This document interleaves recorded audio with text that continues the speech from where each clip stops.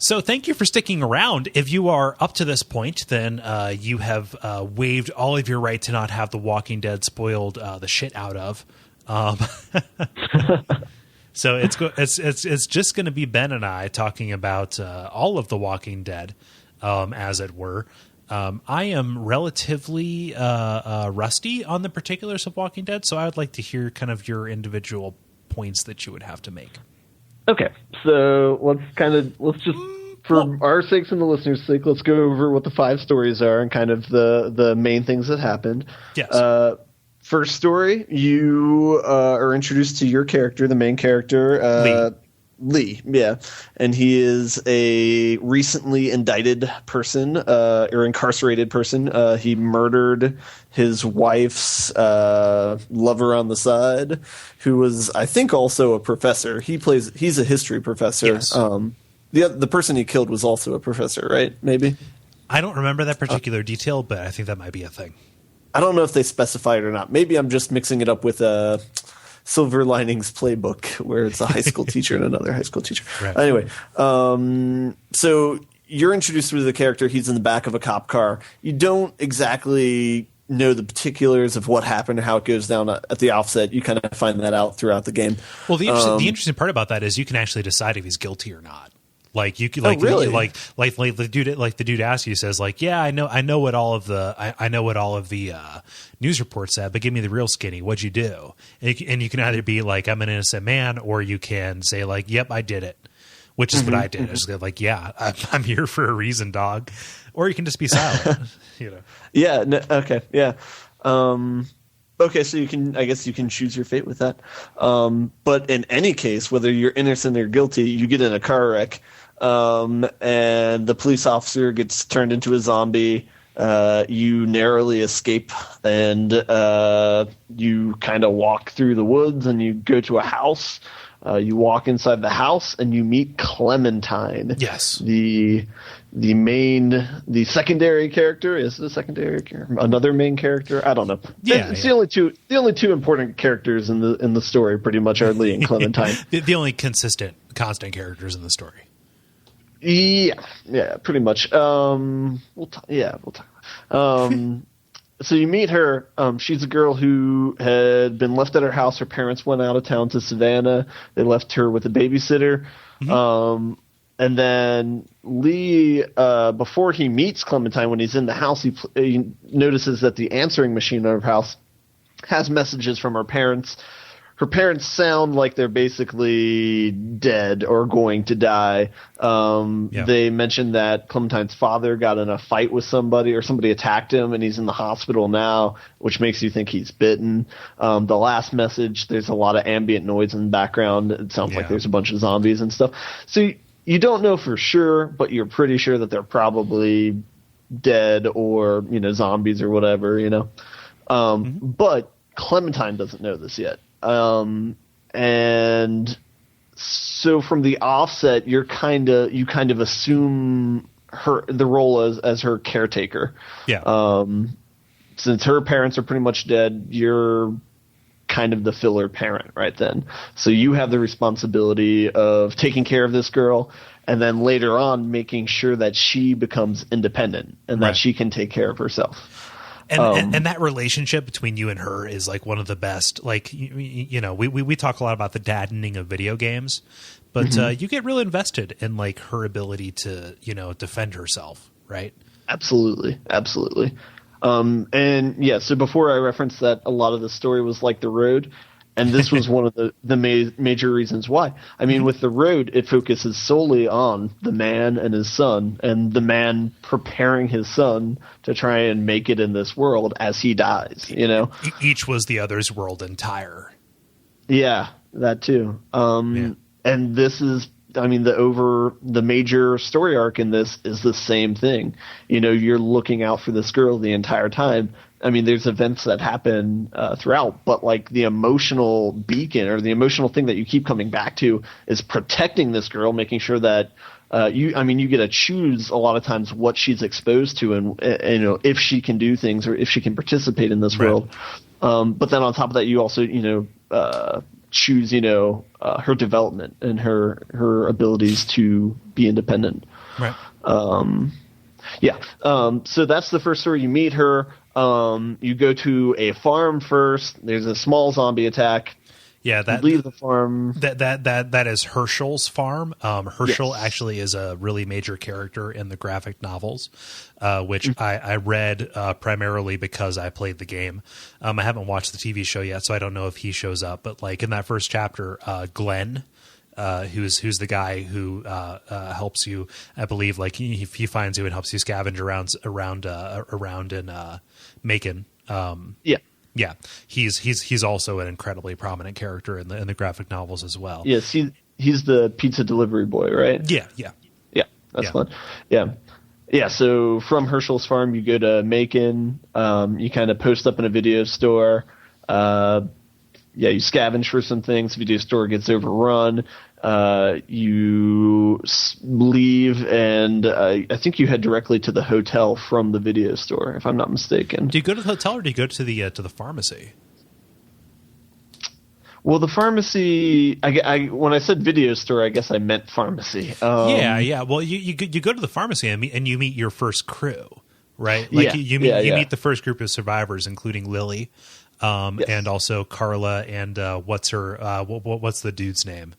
Doug. I ended up Doug. I ended up choosing Carla over Doug just because she was a good shot. The majority, that's right. She had the gun, and I think the majority of people also chose Carla as well. Well, also it hints that you could hit that. So and on the in fact, this is a website I will pull up as we talk about this, but it's called WalkingDeadStats.com.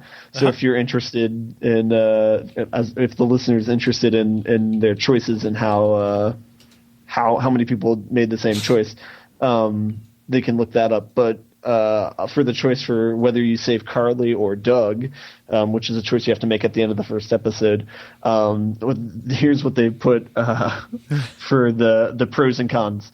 Carly knows your past, is attractive, and can handle a gun. And then Doug doesn't know you, IT guy. So it's, when you put it to those bullet points, it's like, okay, I can kind of see why. Let's see. 76% of the people chose Carly, and then everyone else chose Doug. It comes out later that he is that Doug is really good with tech, right? Yes. Like he is an IT guy, so I guess he can help you in certain instances. But like one of the things that bugs me about this is like no matter what you do here, it doesn't really matter. And like, but by the end of episode 4 / the beginning of episode 5, a lot of these choices kind of come out in the wash. Which you would have to expect that if they were going to draw it, if they're going to draw it to a satisfying conclusion, they would have to make it so that like, okay, we find whatever's universal and like what that through line is. Which this was going to be the second half of the discussion for me. Oh, okay. I'm sorry, I didn't mean to jump the gun on you. No, absolutely not. But yes, that is something I would like to discuss in full. Yeah. Okay. Yeah. So that's the end of the first episode, pretty much. There's one other encounter at a hotel where you go back to the pharmacy, and then you go back to the hotel, and you eventually set up camp at the hotel. Yeah. Well, what did you do for the woman who was bit, who wanted to kill herself? I tried to kind of like parlay. I didn't say that she shouldn't kill herself, and I didn't. So I remained silent for I think one of the one conversation where it's like give her the gun or don't give her the gun sort of thing. I think I either stayed neutral or didn't say anything, but she ended up knocking Carly over the railing anyway. Yeah. And getting the gun and shooting herself. So. Yeah, she dies no matter what. It's more agonizing if you keep the gun from her, and if you like adamantly keep the gun from her. I gave it to her. Okay. Yeah. Why is it agonizing? How does it? Just because like you hear her being eaten and shit. Like it's really protracted as opposed to like, well, we can make this quick or we can let it drag out. Yeah. So what I will say about the end of this chapter is you get introduced to Kenny, and you're kind of introduced to this main conflict between Kenny and his family and Lily and her family, right? Yes. So you meet Kenny on Herschel's farm, and you leave with him when you go to Macon. And then when you get to Macon, that's when you go to the pharmacy, and that's where you meet this other group of people. Yeah, and I think the main conflict between Kenny and Lily is, I don't even know what. Lily's dad has heart problems, so she's in need of medicine, and Kenny's kind of like, fuck that. If he's weak, we'll leave him or something. Yeah. Kenny is my family above everything else. Yes. Yeah. Yes. And so is Lily. I mean, Lily, everything Lily does ostensibly is for her dad, right? Yes. But she is not she doesn't dismiss Kenny's family the way that Kenny dismisses her and her family. Right. So I think a constant thing that works in this game is they assume that the player is a rational person, and somebody who can think through things. And so it's constantly a battle against irrationality. And so, like, if they ever need to make a bad guy, they just say, okay, well, this person's going to behave irrationally mean or irrational towards his compassion towards others, with his compassion towards others. And so, I mean, that's kind of the tactic they use to make you either like or dislike somebody. I think there's one quote verbatim from the game when you're talking to Kenny where you said, "But she saved your life." And his response is, "But what has she done for me lately?" And it's just it's like, what, who would actually say that, like how, that, so sometimes, that was one spot that was kind of a thing where it's like, Kenny is so much of a burden, I wanted to leave him the moment I met him. I was like, all right, you can leave. I'll make my own way with Clementine. You go. But you obviously cannot do that. So, like the plot dictates that you stay with him for a good long while. Yes, for every chapter of the game. In fact, yeah. Well, he can abandon you after chapter 4. Can he? Yes. You can enter chapter. You can enter chapter 5 with just you. Yeah, but I assume that was just for the trip in chapter 5 when you're going to. Okay, so that's for good. For good. Okay. Yeah. All right. But no, all right, because at the end of chapter 4, like, I know how it shows like who you're with or whatever. Like, Kenny didn't go with me at the end of chapter 4, but he was still back at the house, and I met up with him later. Oh, okay. So I guess that's why I'm saying that. Is that I guess that's why I'm saying that too. Oh, did he leave you? Well, no. I actually went into chapter 5 with everybody. Which was according to all the stats the least common result. So I don't know if I just played, like, to be honest, I sided with Kenny a lot of the time because a lot of his actions had to do with, like, what's best for the kids, right? And most of my rationale for a lot of things I did was what can protect Clementine, and usually what was best for Duck was best for Clementine, right? Yeah. So, like, when it came to Lily in chapter 2 saying, like, hey, we can't, like, we need to ration the food. And it's like, well, yeah, but we also have to give food to the kids. Yeah. So, for the first half of chapter 2, that's the major, stress point, right? Which is how do we ration this food? And when it gives you the decision, like, who do you give this to? It was like, well, yeah, we give it to Clementine and Duck. Yeah. Yes, I made that choice as well. Yeah. Who were the other 2 people that you gave food to? I forget. I think I maybe gave it to Katja, and then I don't know if Lily was an option. Like, it was women and children first kind of thing. That's in general my philosophy. Gotcha. Yeah. Okay. Yeah. Because I did the 2 kids, and then I gave it to the guy who provided all the food, the guy who was introduced in the second story. Oh, Ben, right? Is that his name? I thought it started with a K. Shaggy? No, oh, yeah. Huh? Shaggy? I don't think so. I think it's like Kevin or Kyle. It's the guy who, since we're doing spoiler cast, it's the guy who gets eaten later in chapter 2. Oh, yeah, that dude. Okay. I think it's Kevin. Yeah. I think it might be Kevin. Yeah. All right. Yeah. So here, before we delve into it, let's just bullet point the last 4 episodes here. So the second one primarily takes place on a farm and is basically a scene from The Road, kind of dilated out into an entire game and told a little bit differently. Yeah. The third one develops the story further. You leave the hotel, you get on a train, and you go to Savannah. Yeah, like the third one is entirely Kenny's story almost, right? Yes. The fourth one, you're in Savannah, and it's you getting set up there and situated there. Yeah, and it's also like looking at the crazy. I don't mean to keep interrupting you, but it's also looking at the crazy social structure that's formed up with like weird eugenicists and things like that.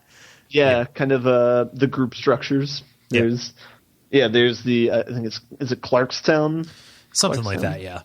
There's that. There's the group of cancer survivors, and then there's your group. And then the fifth one is basically your and Clementine's story. There's other things that happen, but that's the main focus. Also, one of the words I remembered from when you played the fifth episode is you mentioned that your chickens came home to roost, and that's also a part of the fifth episode too. Yeah. So back to episode 2. The episode 2 at the beginning of it, you choose who the food goes to. Yeah. You're introduced to 2 new characters. I sent you a text about this. The opening scene of the second episode was insane, man. It was so well written. You're out hunting for food.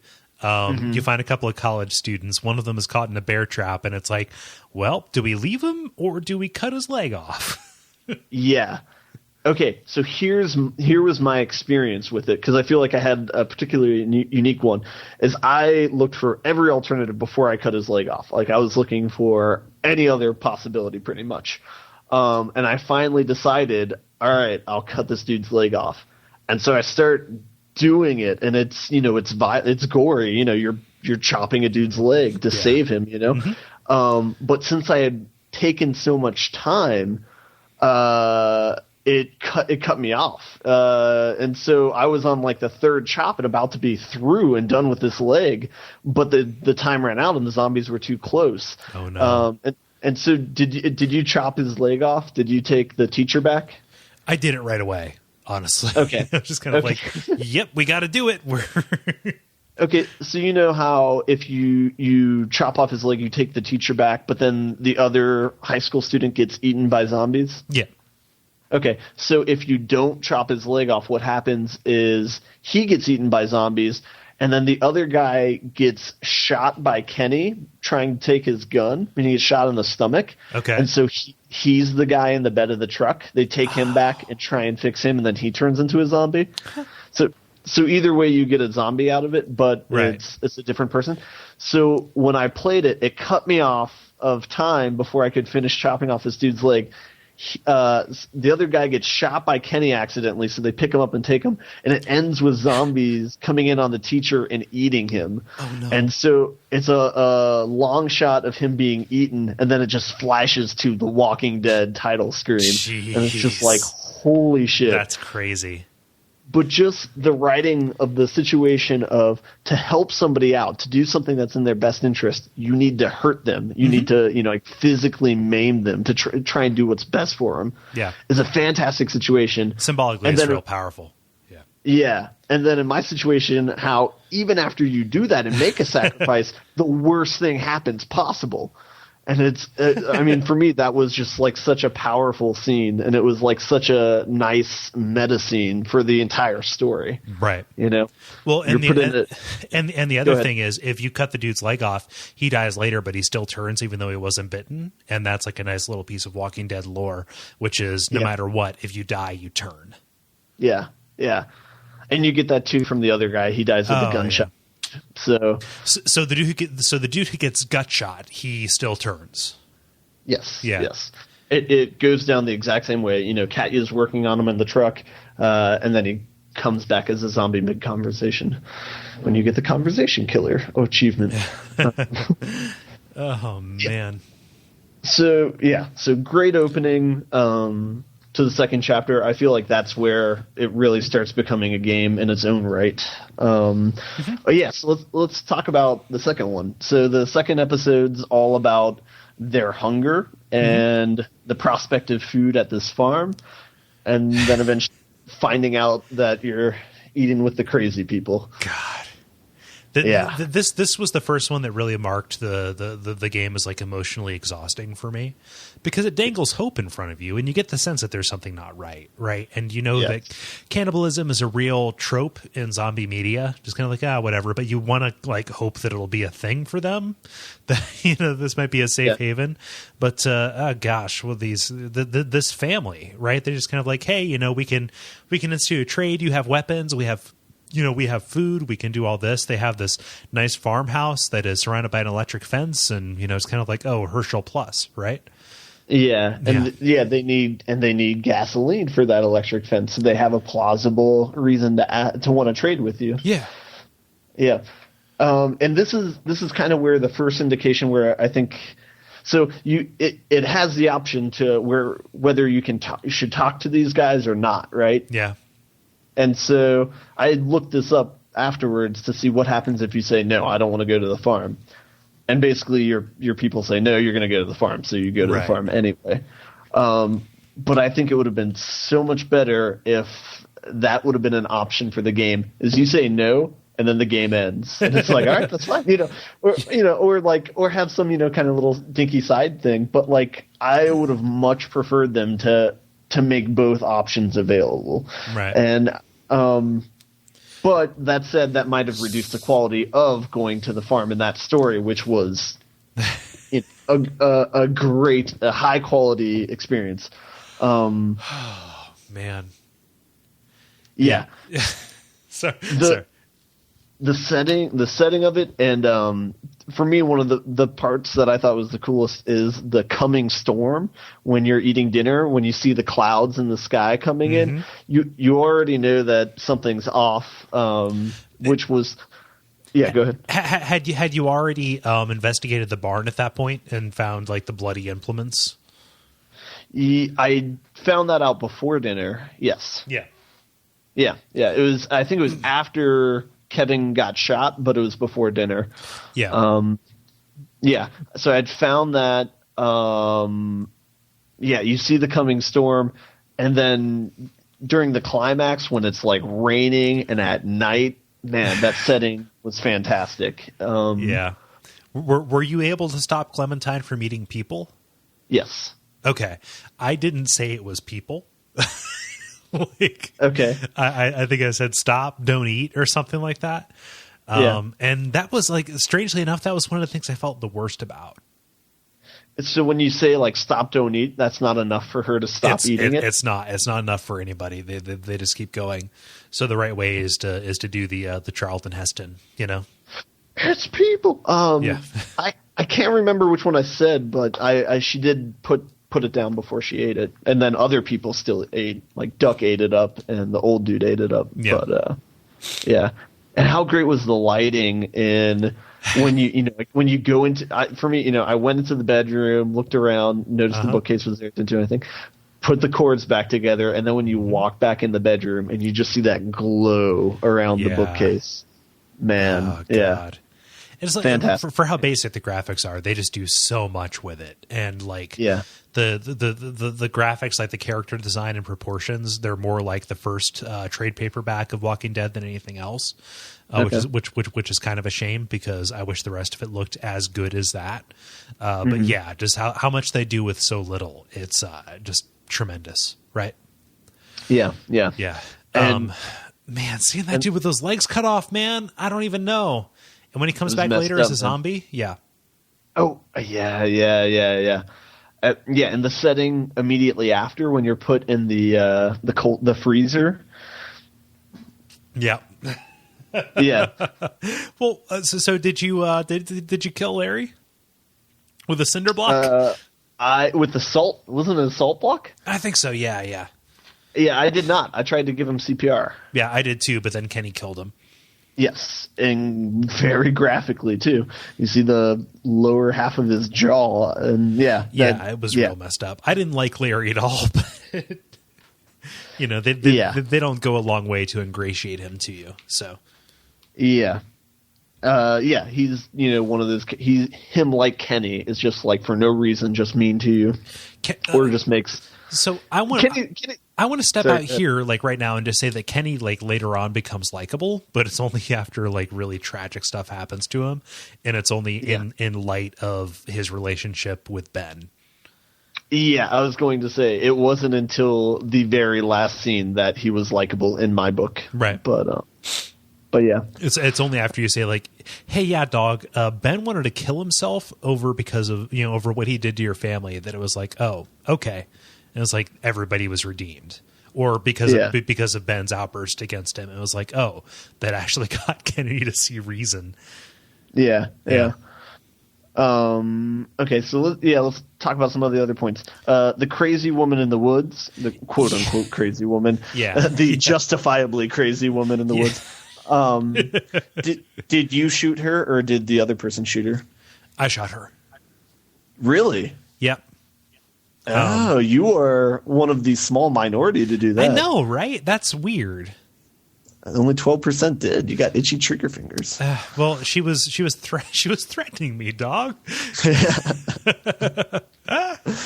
Yeah, that's fair. Yeah. I mean, for me, I kind of use the cheat code of like, well, I know she can't kill me, so. Yeah, I suppose. But I mean, there are game over circumstances, right? And I don't want to have a game over. So I kind of that was one thing is they don't see. That's one thing that Heavy Rain had that this game doesn't. Is with Heavy Rain, if your character died, they would be like, okay, he's dead, you can't play him anymore. Yep. Like they had a penalty. Done. Exactly. Yeah. In this game, if Lee died, you immediately did over what you messed up and you corrected it. So yeah.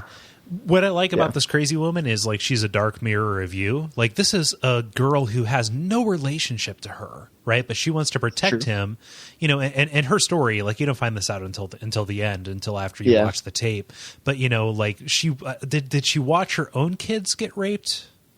Or or was she herself raped or something like that? She herself was raped, by the Raiders, and she was trying to protect Clem from the rapists, which like that's not a bad thing for somebody to do. She was she was really far gone by the point that you saw her, because she was stalking you for a while. But I felt bad having shot her, given that she really just wanted to protect Clem. Which was my same motivation, Yeah. Man. Yeah. And then the ending line of the video of, well, don't worry, the Raiders won't come after you as long as they still are getting supplies from such and such farms. Yeah. But so go ahead. Like that's not the biggest kicker at the end of this, though, because you find a station wagon full of goodies. Yes. So at the time of the story, that's probably the biggest kicker. But over the course of the game in full, yes, the station wagon is definitely the biggest part, only because of the fifth act. Up until that point, it was kind of useless. Yeah. So did you take items from the station wagon or not? I did. You did not? I did. I did take them. Which I did as well. I'm surprised to see how close the margin is. 55.7 did, 44.3 did not. Yeah. I mean, so the way I was justifying it in my head is I didn't know. Since the people who had that station wagon were nowhere near, and there was no way of telling if they were alive or not. It's kind of like if they were alive, they would probably be in a desperate situation enough where they would take their supplies with them, no matter what they're doing. So the fact that the car is not there and that no one is around, I felt like it was more justifiable to take it then. I know it's not. I mean, that's a situation where there's not really a right answer. Do you think so, or do you? it's one of those things where the fact that there's no moral right answer to it. Do you protect your own, or do you just leave well enough alone and and try and go it there? Knowing in hindsight that colors my ideas, which is like, if you take the food, the stranger still loses his family. Whereas if you decide not to take the food, you still take the batteries for Clem's radio, which still fucks him over. So like, knowing that, at the time, I was just kind of like, okay, let's protect my own, right? And I forget if there was a dialogue option that said like, let's not take it all, but let's take enough to get us to the next port, to the next port, right? There wasn't, because that's what I would have done. That's what was my first instinct, was like, all right, well, let's take half then, in case somebody needs that, then they still have something, and then we still, but that was not enough. So my logic, at least in hindsight, would have been, if they were pissing, they'd probably be in pissing distance. And if they were around, we probably, we know this area a lot, so we probably would have seen them. So they might have just turned or killed themselves. So it's ours, finders, keepers, losers, weepers, which really isn't any way to live your life, but as you do. That's not logic that you would be able to apply to a non-zombie apocalypse world. Exactly. Yeah. But zombie apocalypse, This is genre fiction. Right. Yes. It's genre fiction, and you apply the rules of the genre to what you're consuming. Yes. Quite. So the back to the farm though. Before we get to the car, I have 3 questions. So did you kill the 2 brothers? Yes. Both of them? Yep. Oh, another minority. Only 17% did that. I know that loose ends come back to strangle you. I see. But the first dude, you kill him with the pitchfork, correct? Yeah. So you pitchfork his face, right? Oh yeah. Oh man. That was one thing, is I didn't want to see that. But then also I knew Clem was around. So you killed a man in front of Clementine, right? Yes. So that's fucked up. To protect you. I was doing what I had to for my little girl, Ben. Well, I mean, but that's pretty interesting though, because we both made decisions thinking about Clementine. So you made yours saying, I don't want anyone to hurt Clementine, so I'm going to kill this guy. You wanted to eat her. Yes. But I made my decision as like, all right, I don't want to murder a person in front of Clementine, because that's going to teach her that it's okay to murder other human beings, and I don't want to teach her that. I agree with that. The way that I rationalized it was, I needed to teach her to kill people who wanted to eat her. Gotcha. Okay. But that's interesting, though. That's interesting. Yeah. I feel bad, in hindsight. I mean, most of these decisions, they're made under duress, right? They're made under. Say, you got quite a body count stacking up here, Cole. I do. They're made under duress. There's a time limit, and you do what what's in your gut. And I gotta say, I got murder all up in my guts. Okay. Third question: when you're approaching the house with the mother in it, did you call out to her? Yes. Okay. I want to see what happens if you're silent, but I don't know. Yeah, I did too. Mm-hmm. Man, fantastic though. Again, the setting, the lighting, the fact that it's raining and lightning, but it's like pitch black. Being able, just seeing the lit up house, the way that they light up the house in the dark.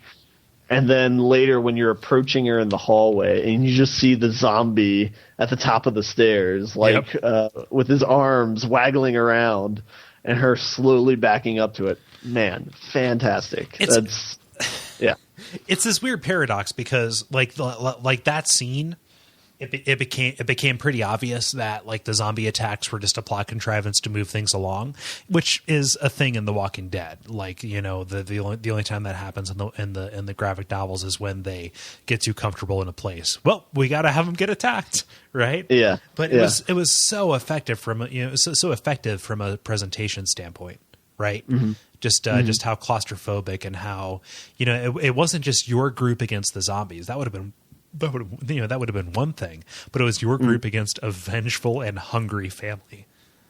Yeah. So yeah, episode 2, fantastic, right? Yeah. I would say that and the 5th one are probably like my top 2, I think. Yeah, I liked episode 4 a lot, except for that one that one girl. But yeah. All right, we'll get to that. We'll then. get to All right, we're chugging right along here. Yeah, chugging like a train, perhaps. Episode 3. Yeah. Okay, so episode 3.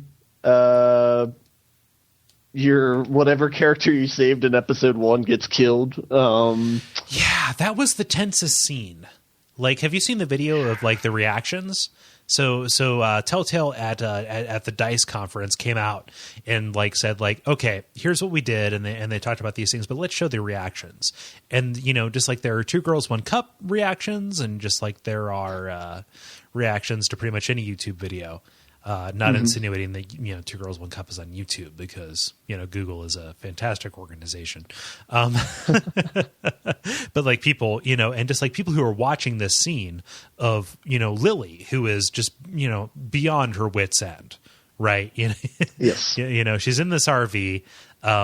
Doug or Carly, she's just wondering who sold out the group.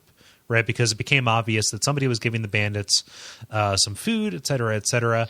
Was it giving them medicine, giving them drugs, so stealing supplies essentially? And like no matter what you do, either Doug or Carly just gets shot in the head for 2 different reasons, though. Well, okay, so I know Carly. Like, yes. because that's who I brought along with me. Did you bring Doug or Carly with you? I brought Carly, but I watched the video for Doug. Okay. Because I wanted to know, since I had just seen the Carly storyline, I wanted to know what happened with Doug, or like how far did he make it in the story. Essentially, Doug serves the same function as Carly. As the soak for a bullet, yes. Yeah. Well, I don't know if he encourages you to tell everybody about your past, since he doesn't know about your past. Right. So I don't know how that scene shakes out.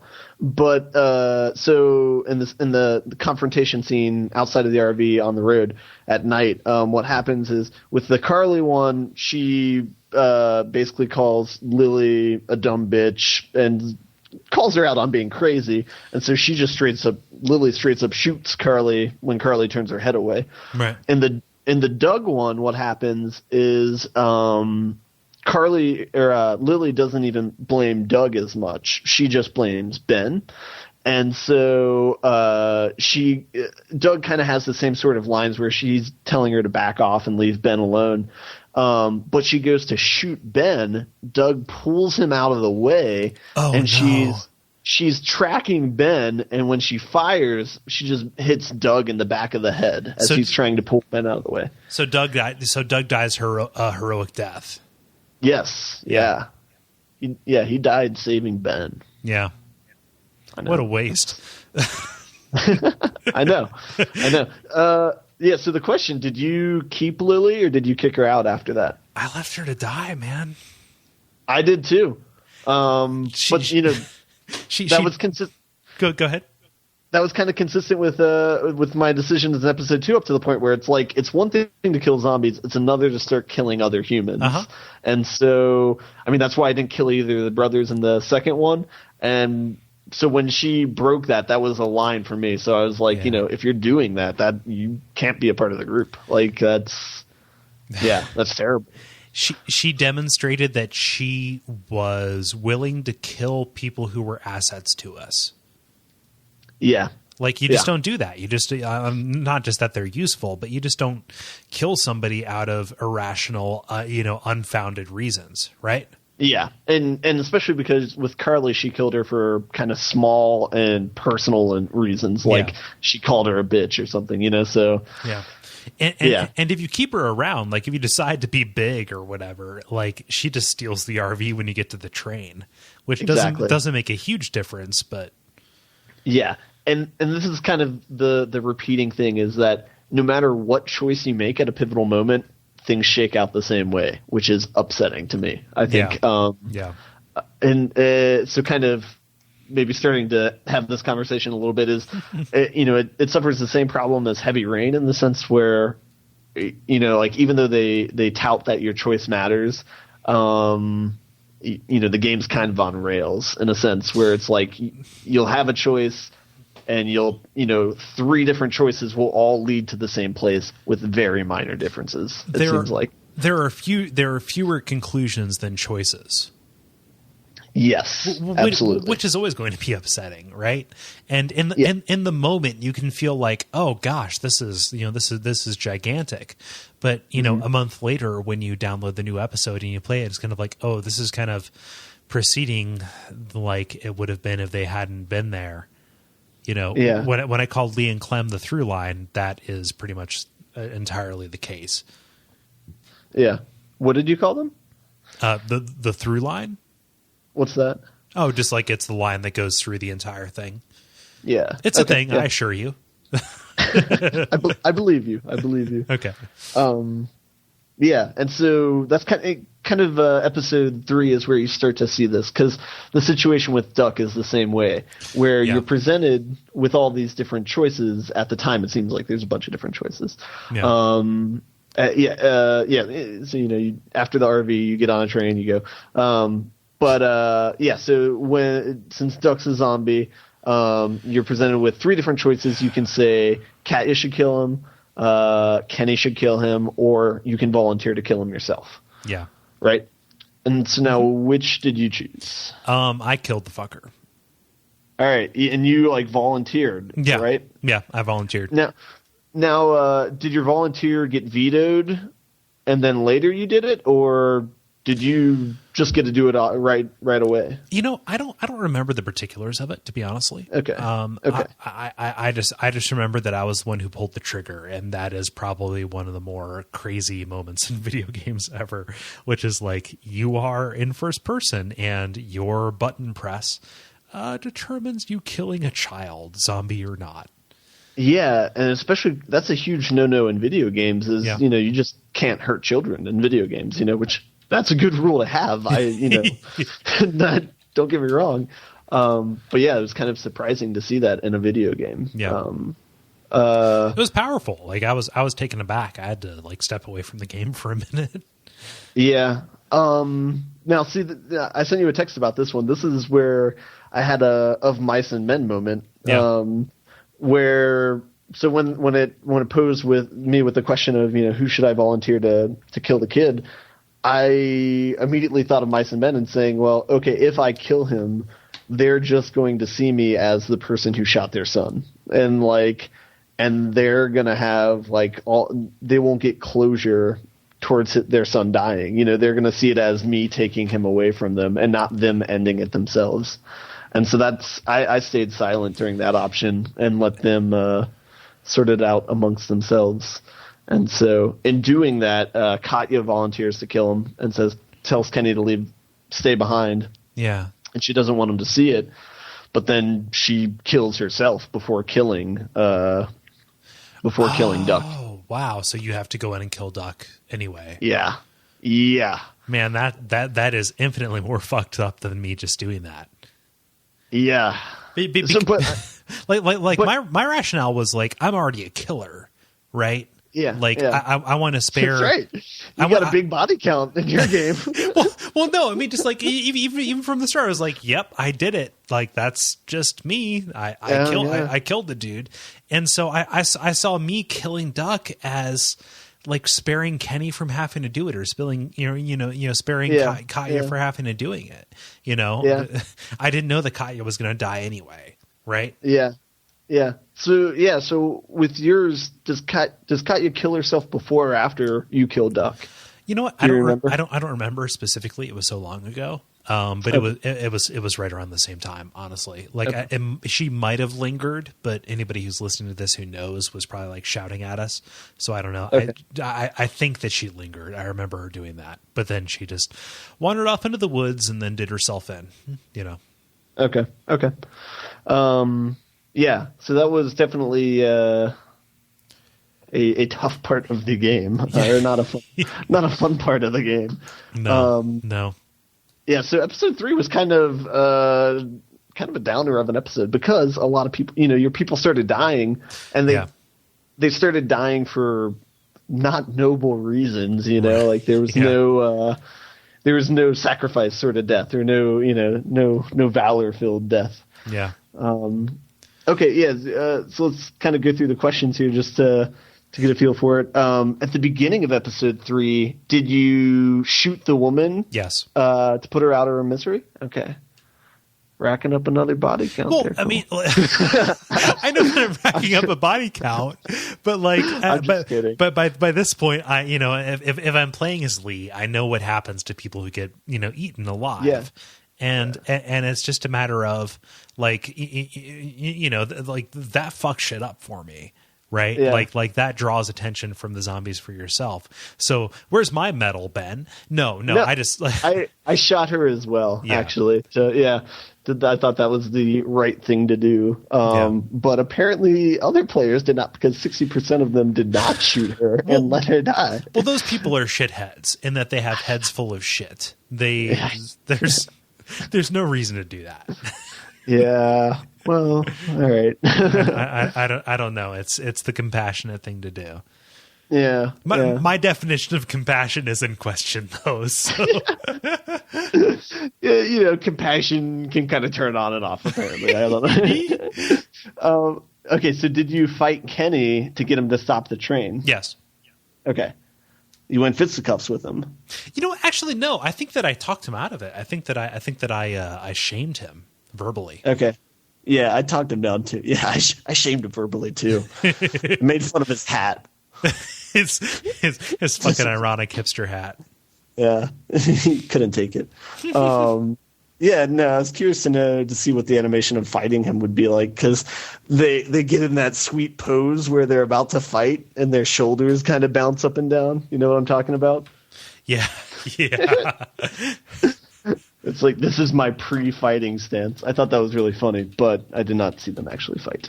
And then, so at the end of episode 3, after you kill Duck, after the train gets going, there's a little stop because there's something in the way, and that's where you meet the final two. Well, no, I guess you already met the homeless person on the train. So yeah, I guess this is maybe the second and third to last party characters that you can have. Maybe fourth and third. I like them a lot. Omid and Krista. Yeah. I think it's Krista. Yeah. I think that's her name. But yeah, so these are the hipsters, right? These are the two hipsters of the group. Yeah, but from San Francisco. Went on a road trip. I'm pretty sure. I think so. Maybe I think they went on the road trip because either Omid or Krista were fascinated with the Civil War history, and Omid. Omid, yeah, and they underestimate Lee, like thinking like, oh yeah, it's like that, and like, and Lee's just kind of like, yeah, I was a history professor for the Civil War, so fuck all y'all. Yeah, there's that sweet line where I think when Chris is talking with Clementine, she's like, "Who's into that stuff?" And Lee just slowly raises his hand. Yeah. I like them a lot. I think that like you've gone so far in this game with like people who are to one side or the other of the crazy or sane scale, and they are they're the emotional center of the game. Yeah, and also up until this point, most of the people that you've met are people that are south of the Mason-Dixie line. Like they're good old Southern boys and girls. So it's a nice accent to. Obviously these people seem more like progressive. It sounds weird to even say this or to attribute these things to a characters, but they obviously seem like more open-minded and more progressive than the other characters, right? Yeah. Like they're not like selfish or immediately selfish and like, oh well, if this isn't good, we're gonna leave you and fuck you, or like they don't put themselves first in every situation like most of the people that you've seen up until this point, right? So they're so did you opt to save Omid or Krista on the train at the end of episode 3? I forget what exactly the situation was. I broke Omid's leg, if that is the Did you that's push the him? question. Did you push him off the bridge? I think I might have actually. Just wanted to rack up another one. just the helpful murderer. No. Okay. Yeah. I mean, the choice doesn't matter. Both of them get on the train anyway. But both of them yell at you for saving them, which is crazy. Like, I was upset with that. Oh, yes, yeah. I mean, it shows you how selfless both of them are. Yeah. Which, like, that's the nice part about it. Which is like both of them want you to save the other, which makes them good parents for Lee, or for not for Lee, God, for Clem. Yeah, for Clementine. Yeah, absolutely.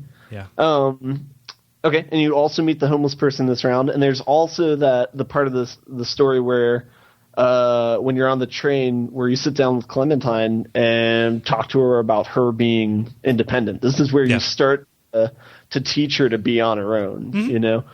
And so this is where you cut her hair. What else? You get a map of Savannah. Yes. I think there was a third thing. You teach her to shoot. That's right. Yeah. I did all three. Yeah. I think you have to do all three. Yeah. But yeah, so good in the sense that they start building that part of the story, and then also you have that brief mission where it's you and Clementine, where you go to the one abandoned house down from the train station. Do you remember this? Yes. The one where, like, it's the first time where you are separated and under duress, and it determines whether or not she is able to help you or not. You're like in an old fashioned bank. It looks like, even though it's probably not. But it's like a railway house kind of thing. Yeah. And you have to kill, I think, 3 different zombies, which is amazing because when you walk in the place, there's no zombies around. Yeah, they're just kind of hidden away. There's no problem. Yeah. But yeah, some more emotional development there, I guess. But that's about it for episode 3, though. I think that covered most of our choices. Just about. Yeah. Okay. So moving on to episode 4. So you bring in a bunch of zombies with you to Savannah, I guess is kind of the implication. I know they mention it later when you're climbing out of the bell tower and the old guy, the doctor, says, "Did you guys come in on a train?" Do you remember that part? And he's I mean, I guess they don't follow it up and hash it out specifically, but I guess it's assumed that a bunch of people just follow you into town because of the noise of the train. Right. I guess, right. I mean, I guess that's the point of it. In a post-human world, the train sounds pretty unique. Yeah, I suppose so. Yeah.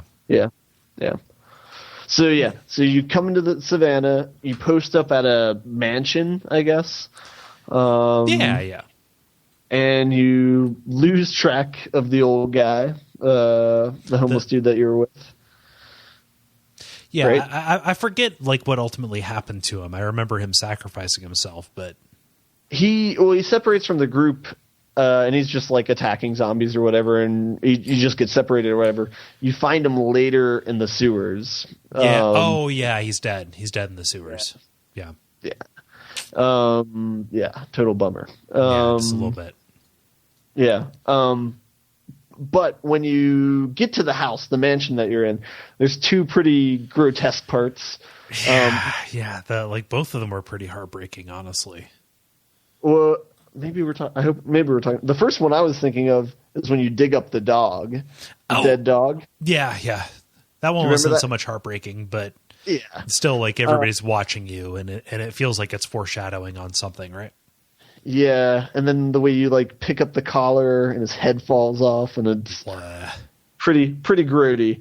But yeah, okay. So then when you get to the house, you check around the house, you go to the attic, and then this is where one of the major choices is you see a starved boy, a boy who's been starved to death, and is a zombie now, consequently after dying. But this is the place that Kenny had to search, and so he is immediately thinking of Duck. Yeah. And so then so you can either kill him or make him kill him. So I've pretty much always sided with the minority. What did you do, Ben? I killed him myself, but I take it that you make Kenny kill that little boy after his own boy died. He was so fucked up after his own boy died that I needed him to confront his demons. Oh man. Wow. All right. I mean, it's great that given a problem, you can make rational arguments for both sides, and they're fun, you know. This is probably one of the most one-sided decisions I've ever seen. Yeah. Did you kill a little boy, or did you make somebody whose little boy just died kill a little boy? Yeah, a little bit. Yeah. I wanted to harden him so he would be more used to me. Right. Now, did Kenny take him outside and bury him then, or did you do that? You know what? I forget. Okay. Yeah. All right. Because I know I took him outside and buried him, but I think you're given the option to tell Kenny to do it. So I wonder how much harder. But I mean, just like right now, obviously, since I've been chastised, I would say I would be the one to bury him, but I don't know what I would have done since apparently I'm history's greatest monster. That's right. All right, yeah, and so at this point in the game, their heart's set on a boat, trying to find a boat. Yeah, you know, that's their goal. And so after this instance, Kenny and Lee go down to the waterfront, and they're looking for a boat, and they find one that might be a possibility. It's kind of in the water, and so Kenny's checking it out, and that's where you get the first glimpse of Clarkston, I guess is the name of it. I think. Is that it? You know what? Let's call it that. But I'm going to look up what the actual name is. All right, let's just take a detour here and look it up. Okay. Crawford. Yes. Yeah, right. Okay. This is where you first see Crawford, and so this is the city where it's no degenerates, no young people, no old people, only the physically fit. Right. Yes. So this is, yes. Anybody with any kind of terminal or chronic illness would be exiled or killed on sight. Yeah. So this is like the Aryan group, essentially, right? So Darwinist, let's say. Okay. Well, I mean, you don't think it's fair to compare it to like the Nazis? Oh, it definitely is. Okay. I think that it is. You know, exiling the other, the unfit, the infirm, etc. That's It is fair. And I don't even mean to like demonize Darwinism. I am a fan of Darwinism, but social Darwinism is bullshit. So, that's what this is. Can we agree? Yeah, that's fine. Yeah. Okay. So you get this idea first, and then you also meet Molly. Yes. Who you later find out was at Crawford. Yeah. And she's the person with the climb pickaxe. Yeah. Did you get the Star Wars reference when playing? Maybe I did. Can you remind me of it? It's later when you're in Crawford with Molly in the garage when you're trying to get a battery, and you ask to borrow her pickaxe, and you say, "I promise I won't get a scratch on it." And she goes, "I have your word now, not a scratch." No, I didn't get it, but I remember that line. So I chuckled. Yes. Yeah. Anyway. Yeah. And then there's also another part, I think in the same episode, where she calls you a chicken, or she was like, "What are you, chicken?" for trying to jump or whatever. And since I knew that they made the Back to the Future games, I chose the chicken ? Response, which, because, that's funny. So I appreciated those two references in this episode. But yeah, what do you remember of episode 4? Episode 4 felt like it was, it was them taking a stand, right? It's kind of like, we need supplies. We're here. We have this boat that may or may not be a thing. There's this other identifiable group, almost for the first time, but we know that they're bad from the outset, right? So we have to mount this offense on them because it's us or them, and it's been demonstrated either through this young woman or any other amount of people that have encountered Crawford that taking them out is our only hope. And yeah. I had a less offensive option. I was more about, all right, let's sneak in, like, but get in and get out. Like, I don't want to fuck with them, and I don't want anything bad to happen to the group. Yeah, I guess maybe that was my initial approach. Like, just kind of like, okay, we're going to do this, and that's why I left Clem behind. Like, it's kind of like, okay, stay here where we know it's safe, like where we can barricade the doors and stuff like that. I left her behind, which again, I'm looking at the stat site. I was in the minority. I know. I took her with me because of how that starting to build her up to be independent. I was like, all right, she's going to need to come along. She might need to shoot a couple of zombies. Like, like it would be better for her to experience this, and and at least I can be with her, right, and like protect her directly instead of leaving her at the house where it may or may not get attacked, and I wouldn't be there to defend her. You know?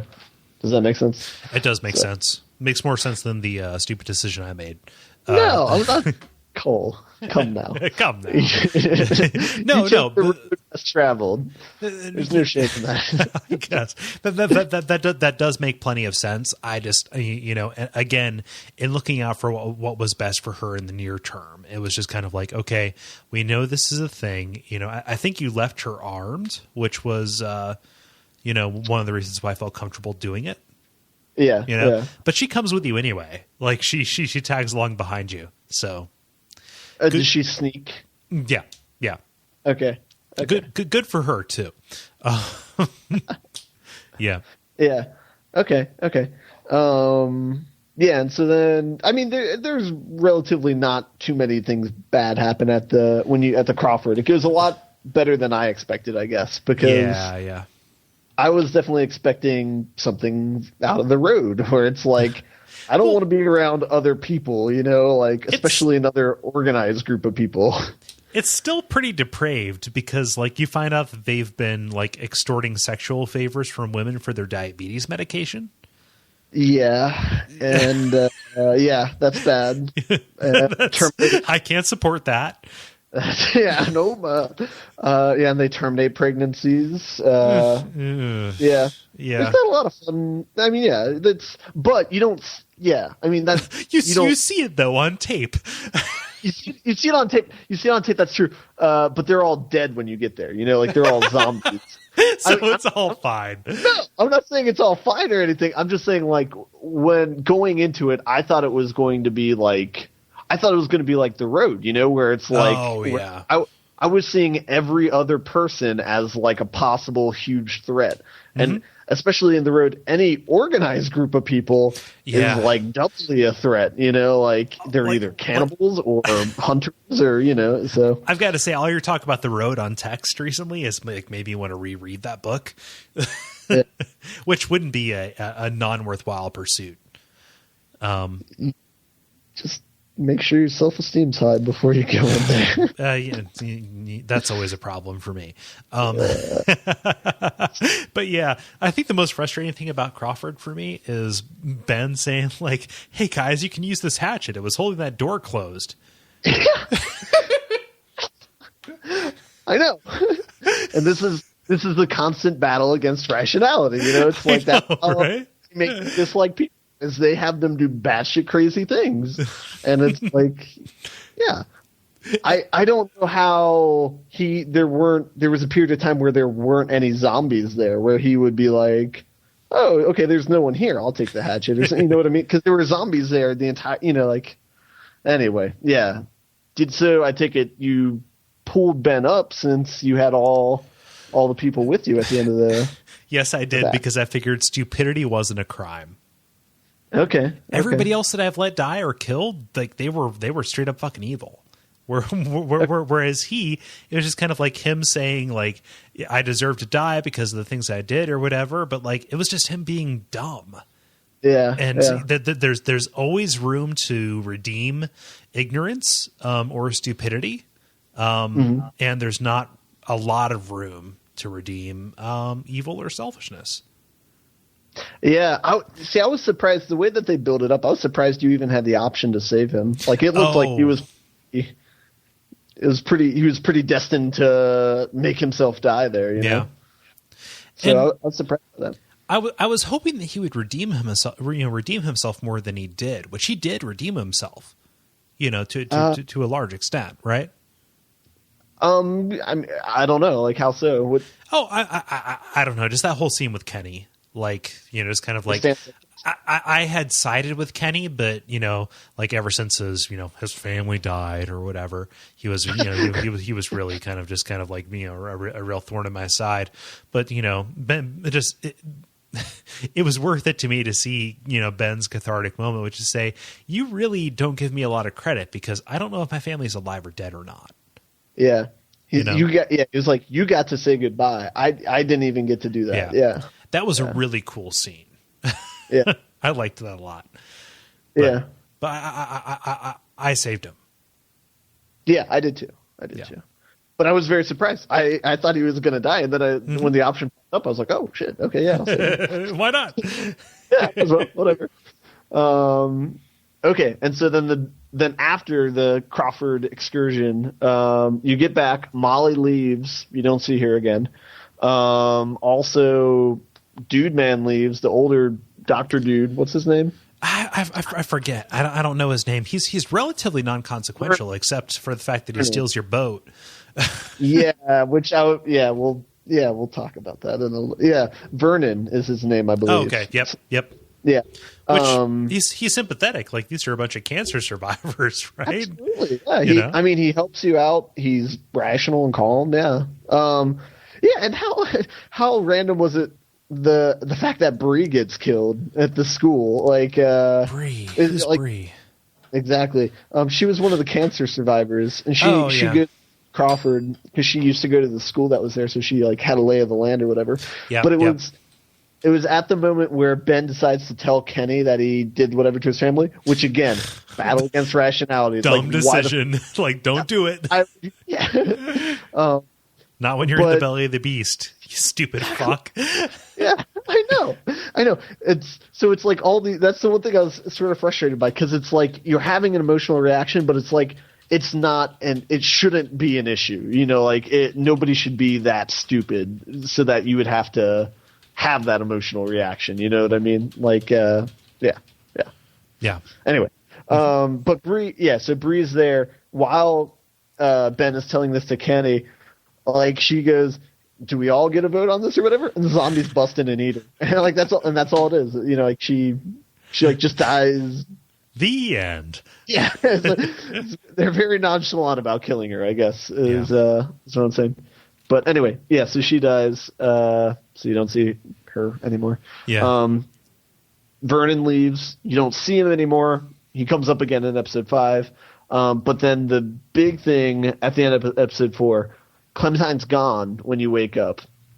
Her hat's in the alley. Her radio's in the alley. Yeah. You go to get the radio. Did you look at the boxes or did you pick up the radio? I did. I did look at the boxes. You still get bit. Yeah, of course. Yeah, I know, which is upsetting. But, of course you're going to look at the boxes if there's an icon for the boxes, right? Yeah. I mean, yeah. So, so you look at that, you get bit. And then the bigger, so that totally changes the game. It does. It puts a time limit on it. Like, you're no longer acting in self-preservation. You're just solely focused on Clementine if you weren't already to this point. Exactly. But that totally changes the dynamic of your life is over, essentially. You have a death sentence, And so now your focus, is totally on Clementine and just making sure that she's safe. Yep. Which, so how do you feel about that as a game design decision? I like it as a game design decision. I was expecting it, even from episode 2 or 3. I was expecting the last, the last moment of the game to be Clementine having to kill Lee, because he had turned, because that's a zombie thing, right? Yeah. I don't want to sound like I'm above it all, because I didn't expect it to shake out exactly as it did. But just the sheer randomness of it, the sheer bleakness of it, just kind of like, oh, you're doing the best that you can, but there's still something that's just way beyond your control that just comes out and gets you and changes every single little thing. That's thematically appropriate, and I liked it a lot. Yeah. Yeah. So did you have a sense of frustration of like how, okay, I looked at the box, like I knew that might be an issue.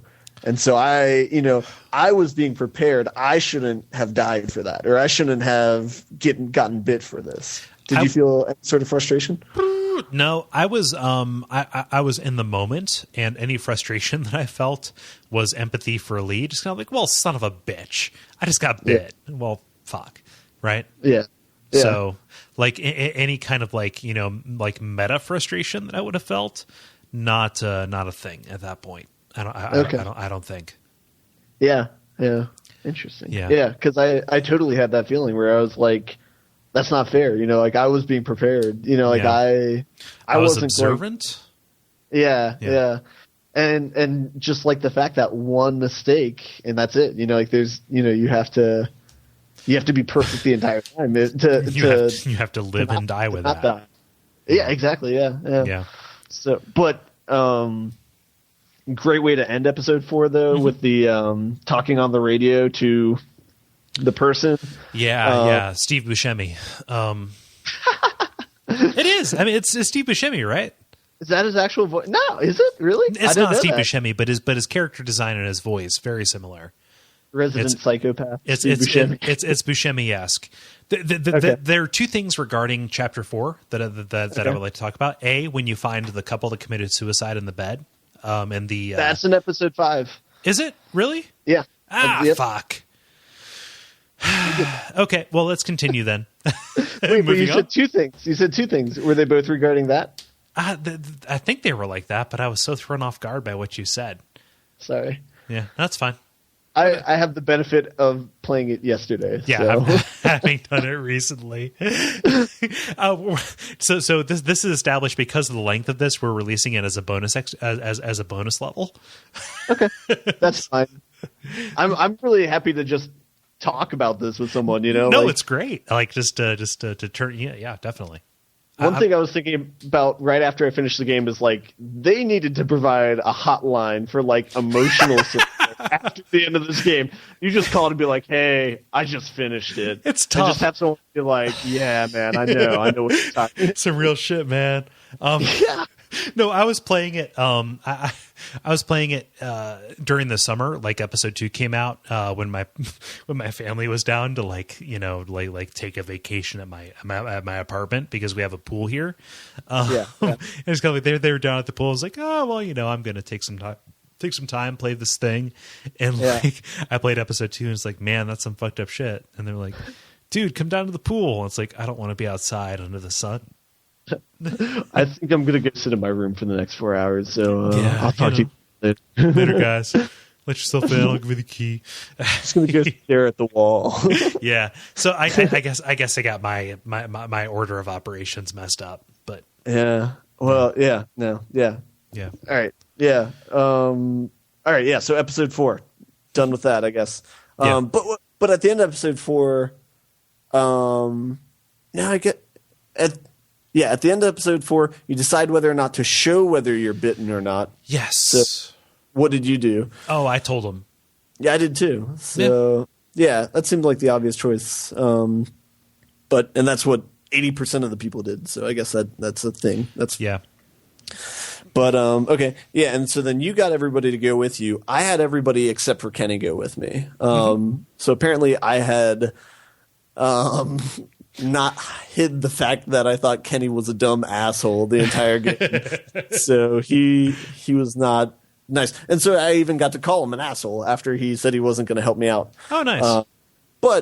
And I did say I was going to go. So I said, yeah, I was like, I'll go it alone or whatever. Like, you guys don't have to come. What did you say?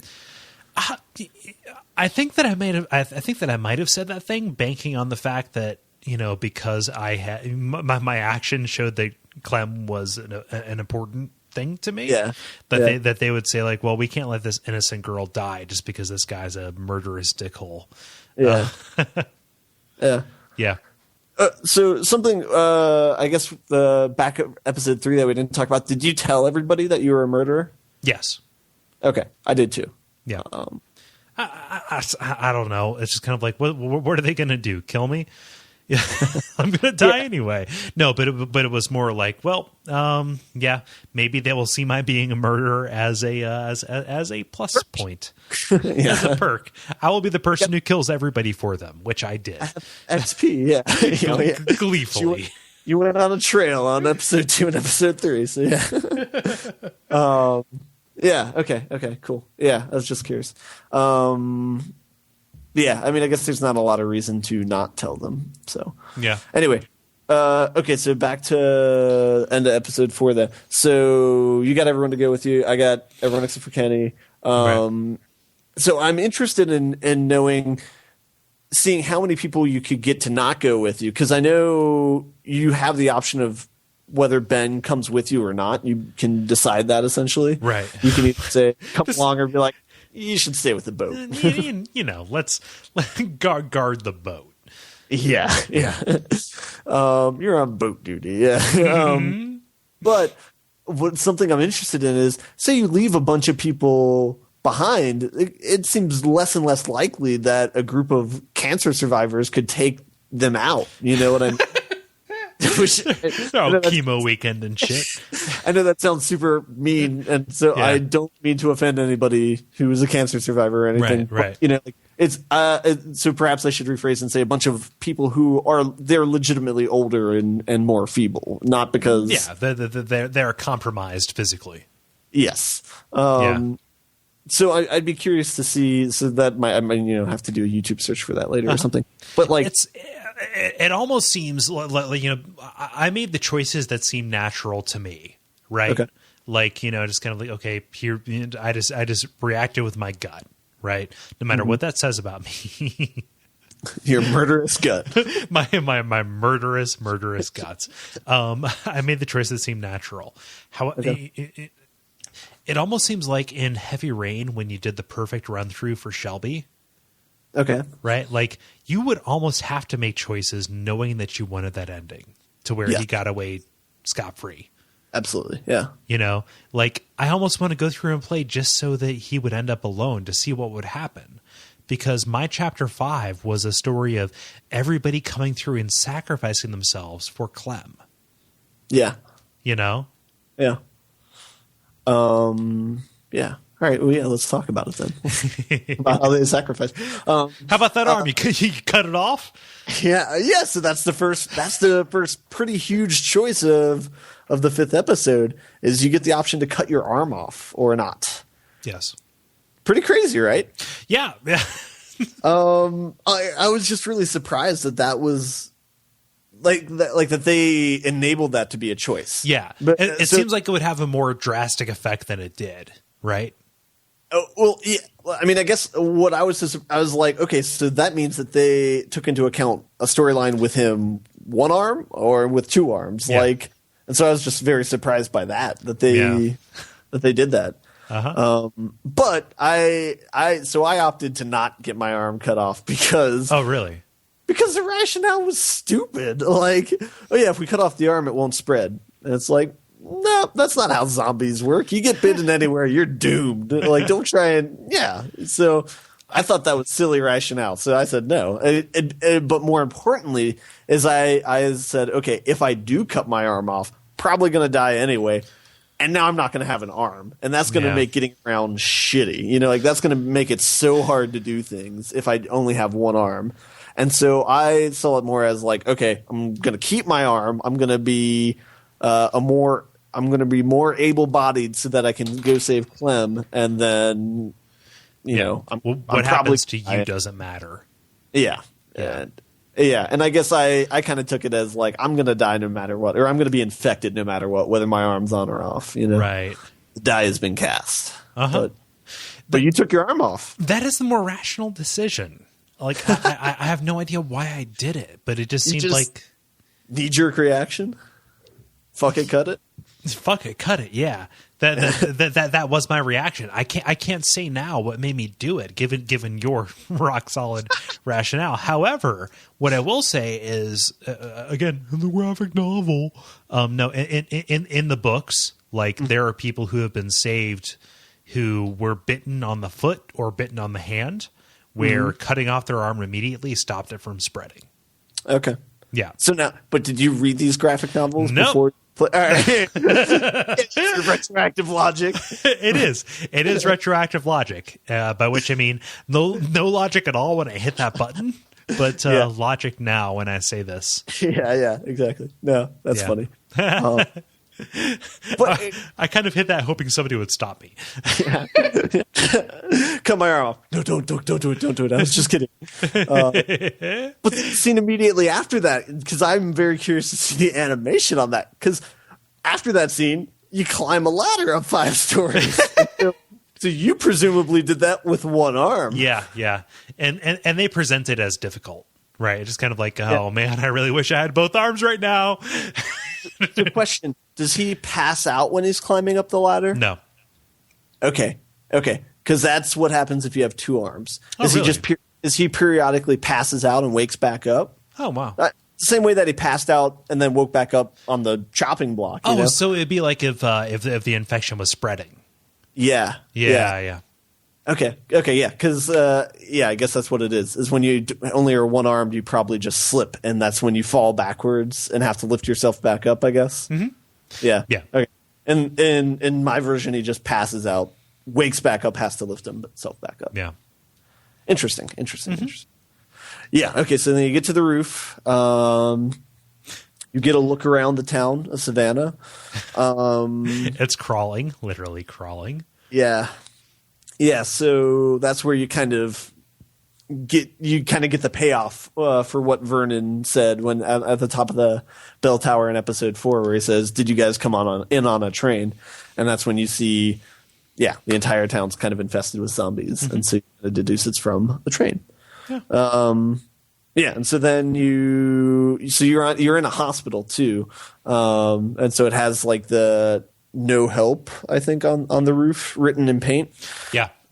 And you have to deduce that somebody like felt their death while they were painting it. Yeah. And then there's like a blood stain too, where it's like someone fell to their death and then like killed someone on the roof, maybe. Yeah. So that's nice little artifacts to tell a story, much like in Left 4 Dead. Yeah. Anyway, so you cross the bell tower,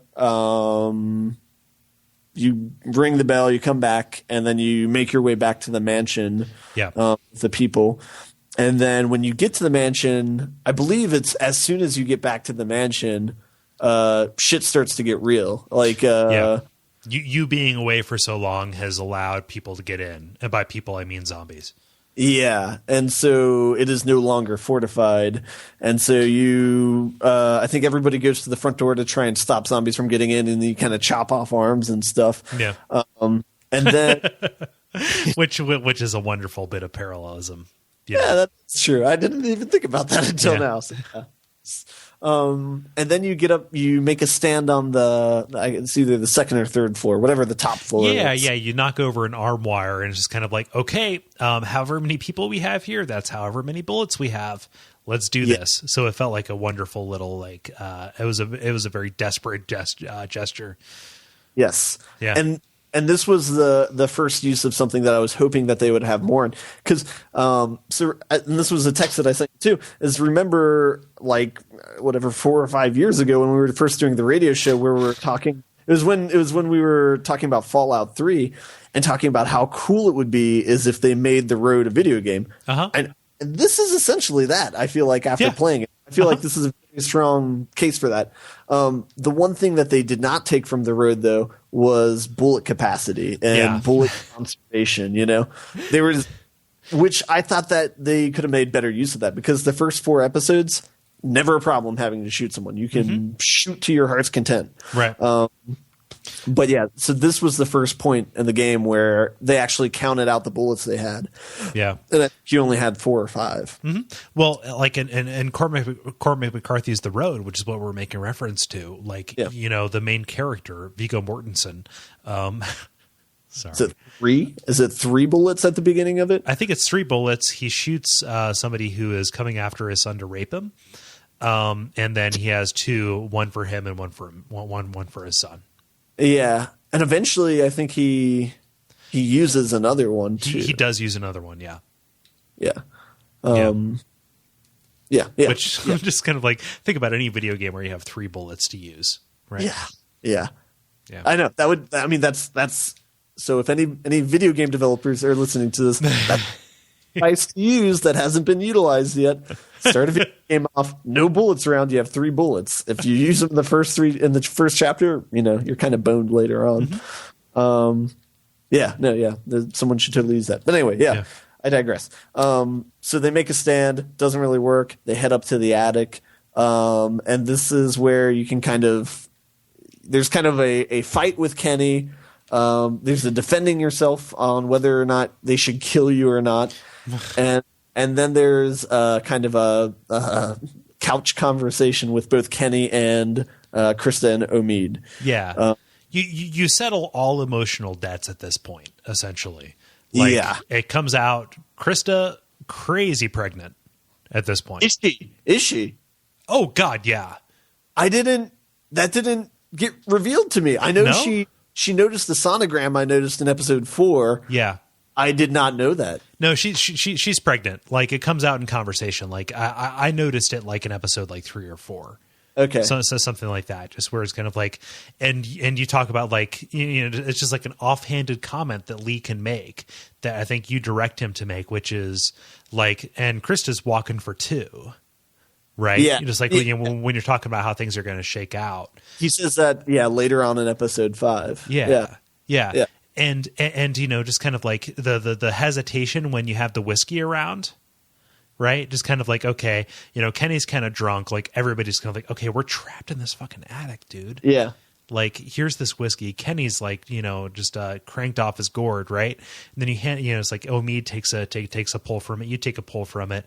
You're doomed. And you hand it to her, and she's kind of like, she pauses for about 2 or 3 beats, and then she just takes a pull from it. So all of that confirms, like, she is wicked pregnant. Yeah, and the way it went down for me, I said no to the whiskey.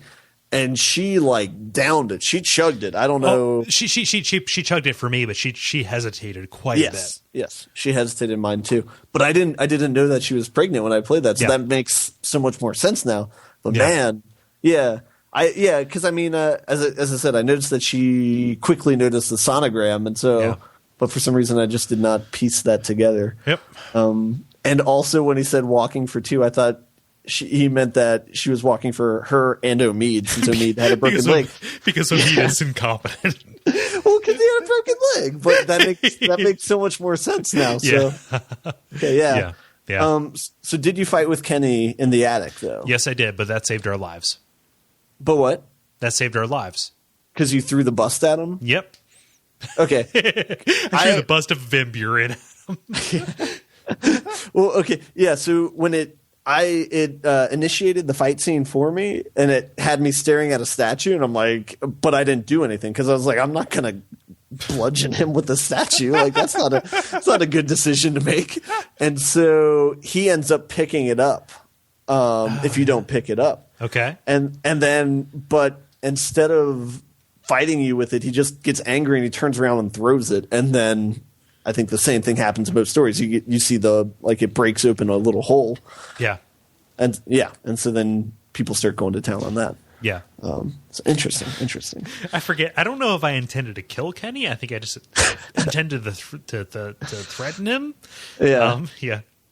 And that's surprising too, because I hated him the entire game, and yet I did not. That was my opportunity to kill him, and I didn't. What a waste! At that point, I realized that was the only way to get through to him. To murder him. Yeah. It's funny that you hated Kenny but decided to spare him, and I sided with Kenny but tried to murder him. Tried to bash his skull in. Well, that just fits with your rampage during this game. Get the taste for human flesh from the beginning. I'm a product of my environment. All right. So either way, though, you find the hole, you break through. That's when you get to the room with the couples that killed themselves. Yes. And so that's where this is. So what were you going to say about that earlier?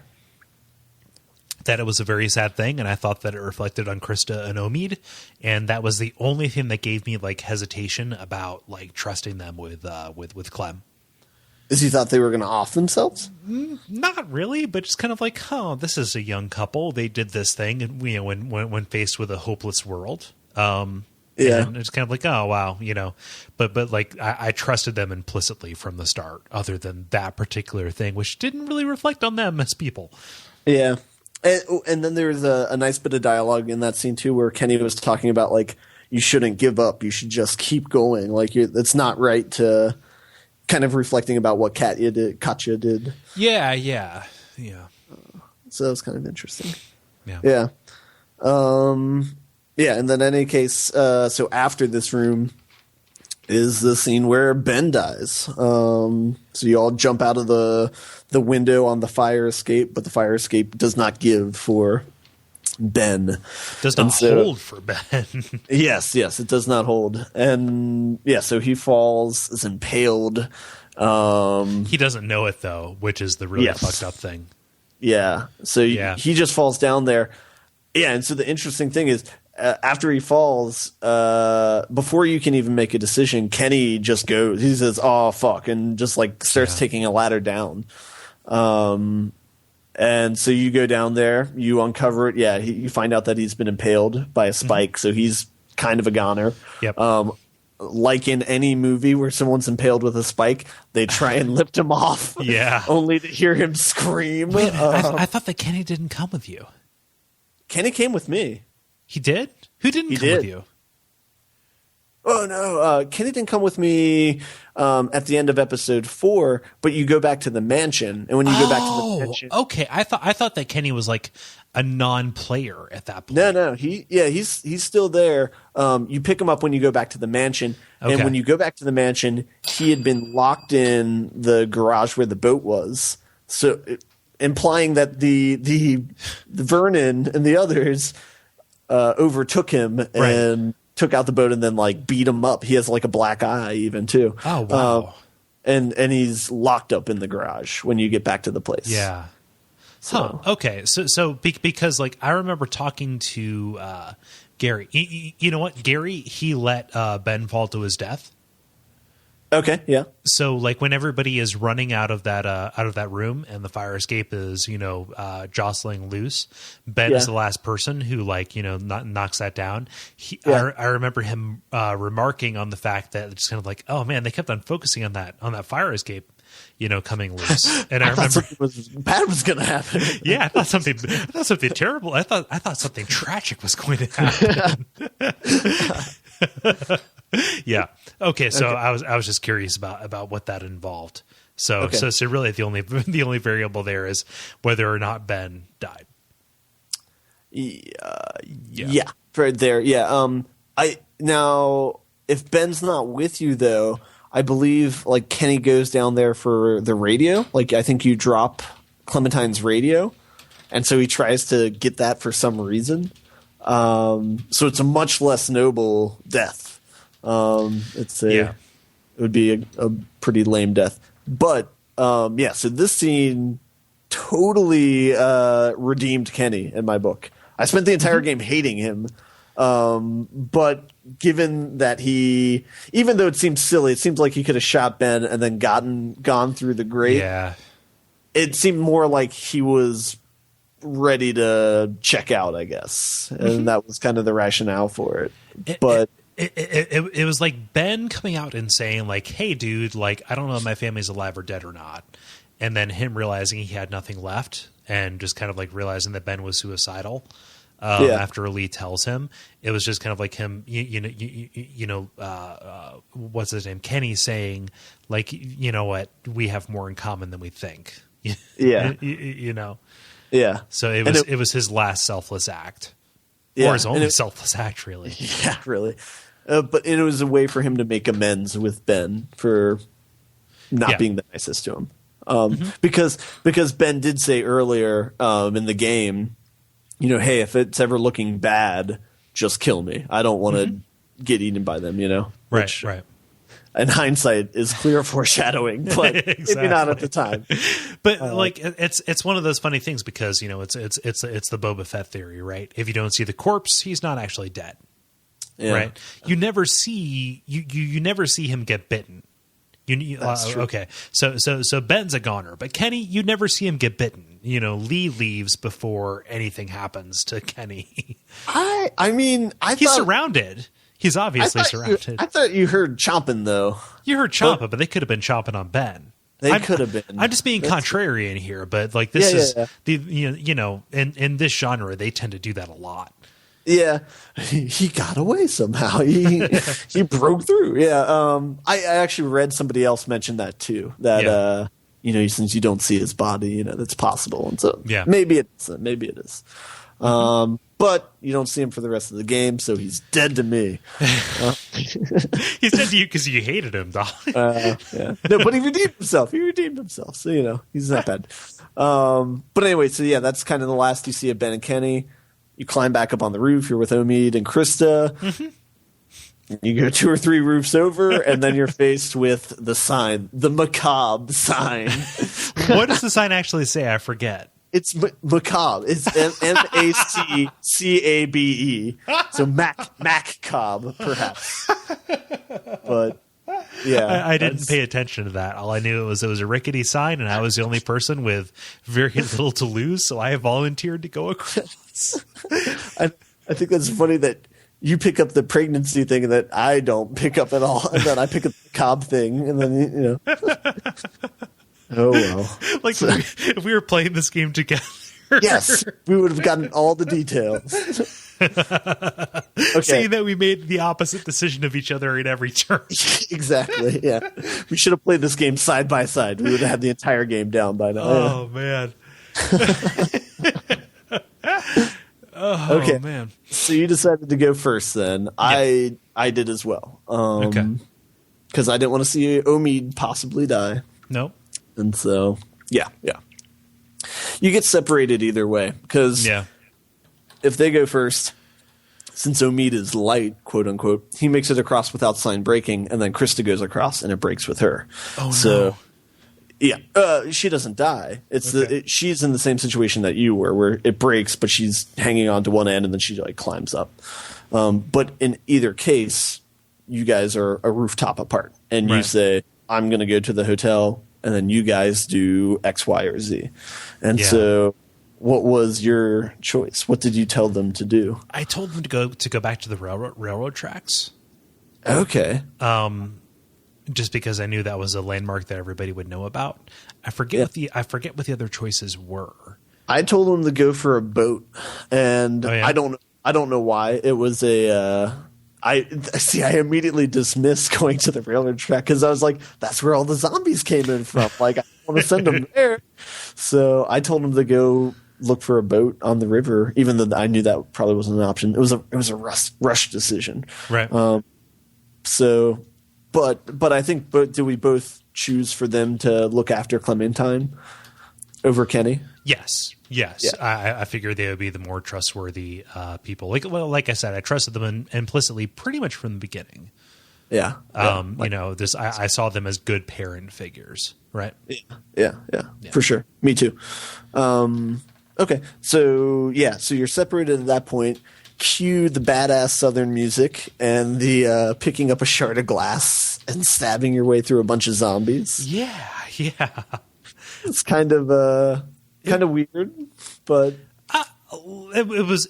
I mean, I saw it as an act of desperation, which it obviously was. Yeah. It was just interesting tonally, just to a brief moment of indulging killing zombies instead of it being a thing, Like he knew where his objective was, right? Because this dude said, I'm at this hotel, whatever. He knew what it was. He knew he had nobody else to depend on. Right. Yeah. Because he was separated from them. And he knew that the only thing he had left to lose was Clem. And he had a better chance of losing her by being meek rather than by being reckless. Right. Yeah. Like if I get bit, what? I'm already bit. Yeah. Yeah. Second one doesn't matter as much. Right. It's Zeno's arrow, right? Okay, yeah. So you fight your way through the hotel. Don't get me wrong, I enjoy it. It was. I'm not getting you wrong at all, dog. It's a weird tonal break, but like I saw it as this weird moment of catharsis, right? Yeah. And then you get to the hotel, and Hugh Buscemi. Enter the Buscemi. So no, I immediately knew that this was the moment that you had referenced before on the podcast when you mentioned that this was the part where the chickens come home to roost, hens come home to roost. Yes, the chickens. Yes, someone's doing some roosting. but yeah, and so awesome character, awesome way. An awesome way to confront you with your decisions. Yes. Because really you are your own end boss. Yeah. And his rationale for hating you becomes weaker depending on the decisions that you made. So if you've lived like a saint, this becomes a little bit trivial. But if you have been like me, it becomes more of like a what's that? I said he had plenty to go on. yeah. So you're on the defensive a little bit more, right? Yeah. But in any case, he is unsettled, right? Yeah, he's definitely as well done as like the Kevin Spacey from Seven. You know, and as far as given the head in a container, yes. Yeah, I guess that's probably why I put the connection. What's in the bowling bag? What's in the bowling bag? Yeah. But it's great that they save that until the very end to just ramp up tension, because he's just kind of talking in a cool, calm voice. You can tell something's off, so you get a little bit of crazy. But yeah, once he starts talking to the head, of course, that's when things amp up. But so the fact that he brings up everything bad that you've done, and you're right, if you have done everything like a saint, I think the worst thing that he says is you let Doug die or Carly die at the pharmacy, which, by the way, he shouldn't have even been there. Right. But yeah, if that's the only thing he has on you, that's nothing, Mm-hmm. For me, I had left Lily out on the road at night. Yeah. And what was the other thing? I can't remember the other thing. There was one other thing that I did that was probably not as nice. And so he brought that up. Yeah.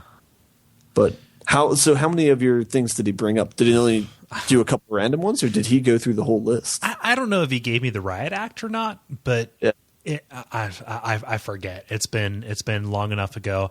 All that I remember is like this seemingly inconsequential act, which was foreshadowed. Like when you're walking up to this hotel, you see the station wagon, like lit in the same way that it was before. So like fuck. Yeah. Right. So like he brought up a bunch of stuff that I felt bad about because it was a regrettable decision in a regrettable scenario. Yeah. I think that was the other thing, is the fact that I chose to steal stuff from the station wagon. Yeah. That was something that I apologized for, essentially. That was the big one, because his entire motivation was, he had a family he was traveling with, and I forget why he was separated from the station wagon or not. But, you took this and, you caused the daughter to die, or his son or his kid or whatever gender it was. And then his wife committed suicide, and he kept her head in a bag because that was his way of keeping a hold of the life that was, right? Yeah. And he saw, as a result, he saw Clem and was like, I need to protect him from this. I need to protect her from this monster who stole all my things. Yeah. Right. Who stole my life from me, basically. So he's not entirely unsympathetic, but he broke long ago. Yeah. Clearly, by cutting off his wife's head and keeping it in a bowling bag, that's not a good move. Or by kidnapping an innocent kid. Yeah. Yeah, and stalking these people the entire time. Yeah. So great character in the sense that it was something that they had way back in episode 2. Yeah. So it's like, so the fact, just that feeling of seeing the station wagon is, you're like, okay, that's why that event happened way back when. Mm-hmm. But then also, it's a conversation-based final boss, which we like. Yeah. I mean, because I seldom see bosses like that, and so it was pretty fantastic. Especially because even in like Heavy Rain, there wasn't that sort of like let's sit down and have a talk sort of thing. Like there wasn't that as much of a psychological element to it. And like the guy even brings up some fair points about like the idea of you not knowing Clementine's age because her birthday was only a few days ago, and like you guys just didn't even notice. You know, like Right. you know, you start to drink the juice just a little bit of thinking that you might not be a good caretaker for Clementine. Of course, Yeah. of course. You Of know? course, he's wrong, though. You know, Well, you totally are. But Right. You know, you have to convince yourself of that. Otherwise, what else have you got? yeah, exactly. You're no better than that. Anyway, so yeah, the conversation ramps up when you realize that there's a head in the bowling bag and that this dude's clearly crazy. Yeah. And then as that's happening, you see the door that Clementine's in. You see her slowly start to break out of it and walk out of it. And then you have a choice of you can look at the table and kind of direct her attention towards what she needs to hit the dude with. Yeah. And so there's a bottle and there's a cleaver. Which did you choose? You know what? I forget, honestly. I was so wrapped up in this. Yeah. I think that I left the cleaver out because when he was like, "Okay, give me all your weapons," that was what I had left over. It's kind of like, okay, there it is. Yeah. I don't remember her killing him. I was the one who killed him, you know. And I think that hitting a person with a cleaver is chopping or stabbing, which immediately leads to death. Yes. So I think I had her hit him with a bottle. Yeah. So that's what I thought. That was my rationale too, is like, I don't want Clementine to brutally murder a person, a human, you know, like I want her to hit him with a bottle and I'll take care of him or whatever, you know? And so that was my rationale. Apparently, if you have her direct her to the cleaver, she just hits him in the shoulder and you still kill him. Right. So right. it's not a fatal blow, I guess. Yes. But either way, there's a quick time event where you press X a bunch of times to choke this guy to death. Yeah. Pretty unsettling. And then after that, you have to shoot him in the head so that he doesn't come back as a zombie. So it's like double unsettling. Yeah. I straight up murdered the fool. Shouldn't be a surprise. Yeah. Yeah. I mean, well, given your history, yeah. I'm surprised if he made it through the list before Clementine hit him. Yeah. So, I mean, that's kind of a no-brainer. You kill him because he's crazy and he stole Clementine. Okay, yeah. So that happens. You use your last bullet to kill a walker that's outside of the doorway. Yeah. One thing before that happened, though, you notice there's two doors in that room. And if you looked at one of them, Clementine was like, "There's nothing in there. I want to go out the other door." You know, and so I was wondering if there was like something terrible, and I don't know why I would want to wonder about this, but I was wondering if like something bad happened in the other room to Clementine, you know, or but there was no further details of that, so I don't know why they, I don't think that happened or anything. But yeah. I mean, I don't know. I think I noticed that. Like I was, I want to explore the non-obvious exits before I explore the obvious exit. Yeah. But I didn't comment on it or note it. Right. Yeah. But anyway, yeah, there's no real details provided one way or the other. Yeah. So you leave the hotel. You cover Clementine in zombie's blood before you leave the hotel. Yeah. Because you notice that, like, they tend to navigate by smell, right? Okay. Yeah. Okay. That's what they do in Warm Bodies, the hit new rom-com that's out right now. Jeez, they do that in the graphic novel as well. Ever since I played this, I have read both omnibuses and the most recent trade paperback. Yeah. And I am looking forward to the new trade paperback coming out in June. It's real good, dog. Like I'm sorry to keep calling you dog, man. No, I like it. You sound like Randy Johnson, or maybe I don't know. It's really good. Like if you weren't like half a country away, I would just lend them to you. But yeah, fair. They're good. I'll keep that in mind. Yeah. If you like this, like I haven't watched the TV show at all, but they're real good.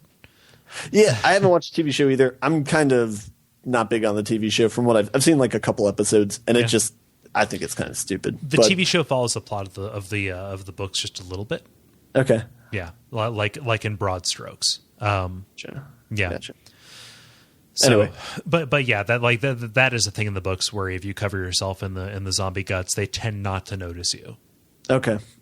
Yeah. And yeah, so they do that walking on the street. Lee passes out, correct? Yeah. Passed out.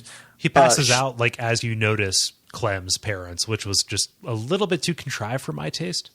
I agree. It was totally unnecessary, like, because there are some things that they should have provided more details on, but didn't.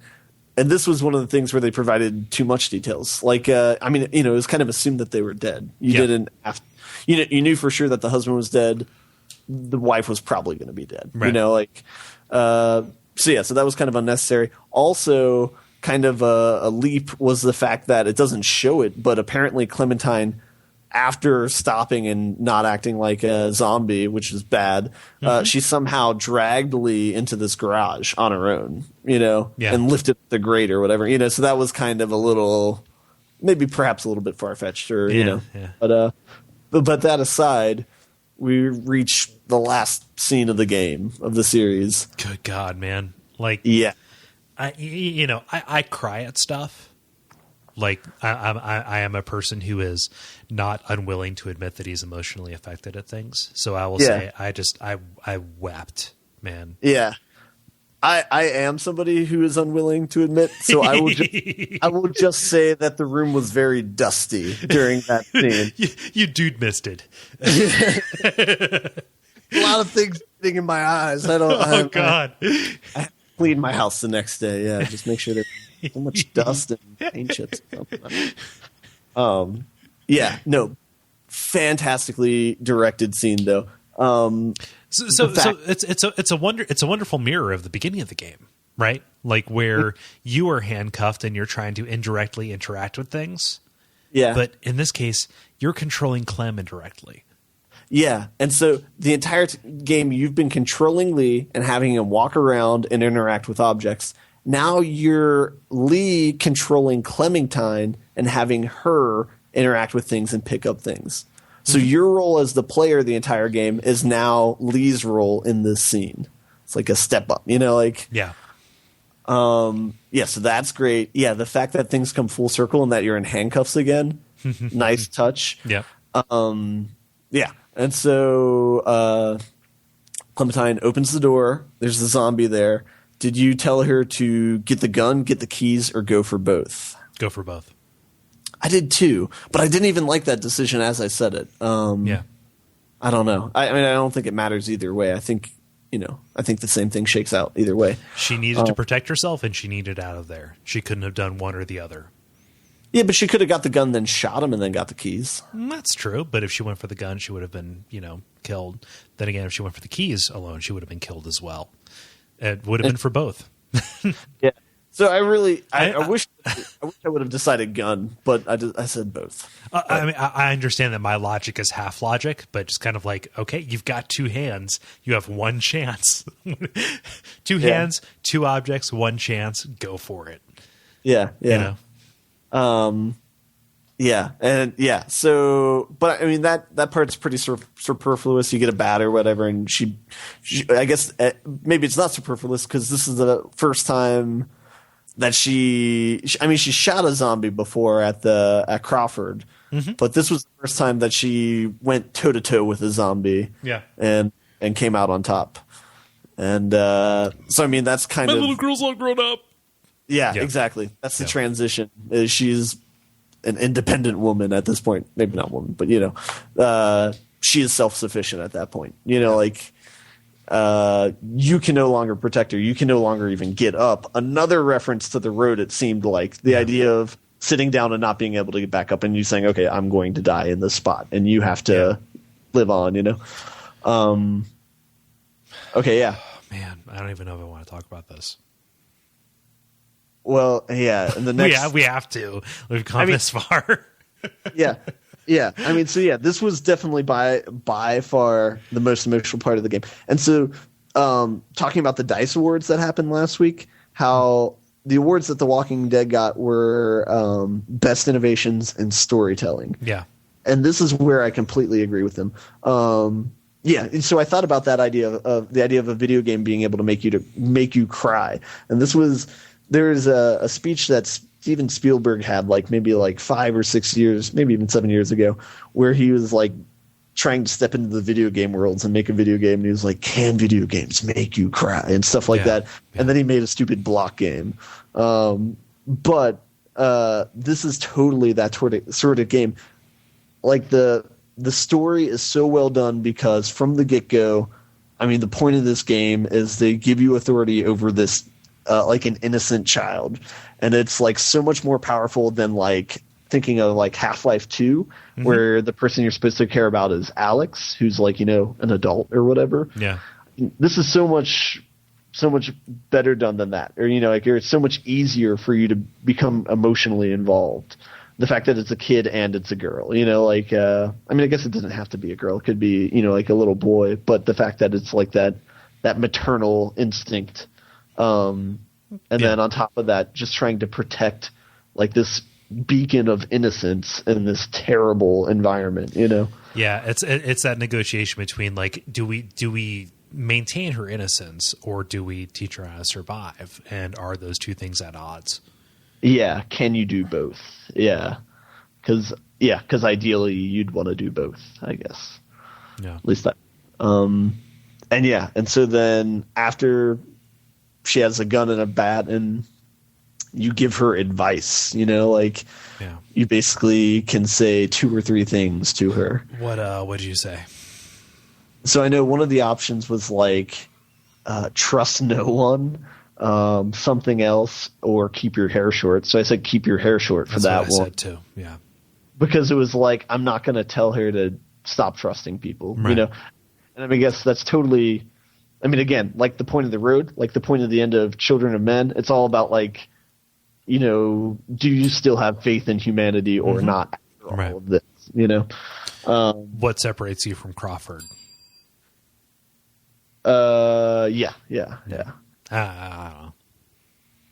Yeah, and I forget what else I told her.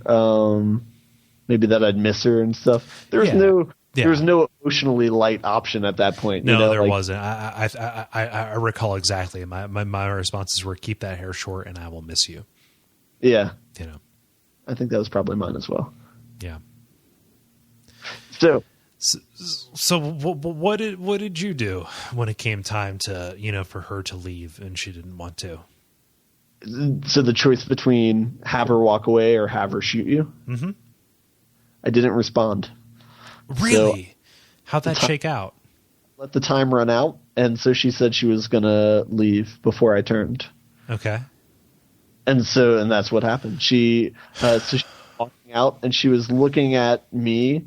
And then his eyes slowly close and he kind of slumps over and then she walks out of the room. Yeah. That is what happens when you say leave, don't shoot me. Which exactly. is what I did. Gotcha. And it was heartbreaking. Yeah. My rationale for that was the whole protecting the innocence thing. I was no threat to her. I was chained up to that radiator, Mm-hmm. It was kind of just you need to trust somebody. You trusted me all this time. I don't want you to have to shoot somebody that you loved. So, go and know that I'm not going to come after you because of, where I'm at. Yeah. Mine was that. And as well as I wanted her to have an extra bullet and, yeah. and I didn't want her to have the emotional scarring of blasting somebody that she loved in the face. Yeah, yeah. That's the whole protecting the innocent thing, honestly. Yeah. So man, that was a emotionally heavy scene, man. Yeah. And then that's the end of the game. And she walks out and then, you get the credits. There's a scene after the credits, but that's the end of the game. Is your character dying and the person that you care about leaving you. The person that you trained, really. You realize at the end, when she meets those new people, in that cornfield after the end, whether that's Krista and Omid or what, like just kind of like, all the things that I did, she watched that. And all you can hope is that she learned how to survive from that. As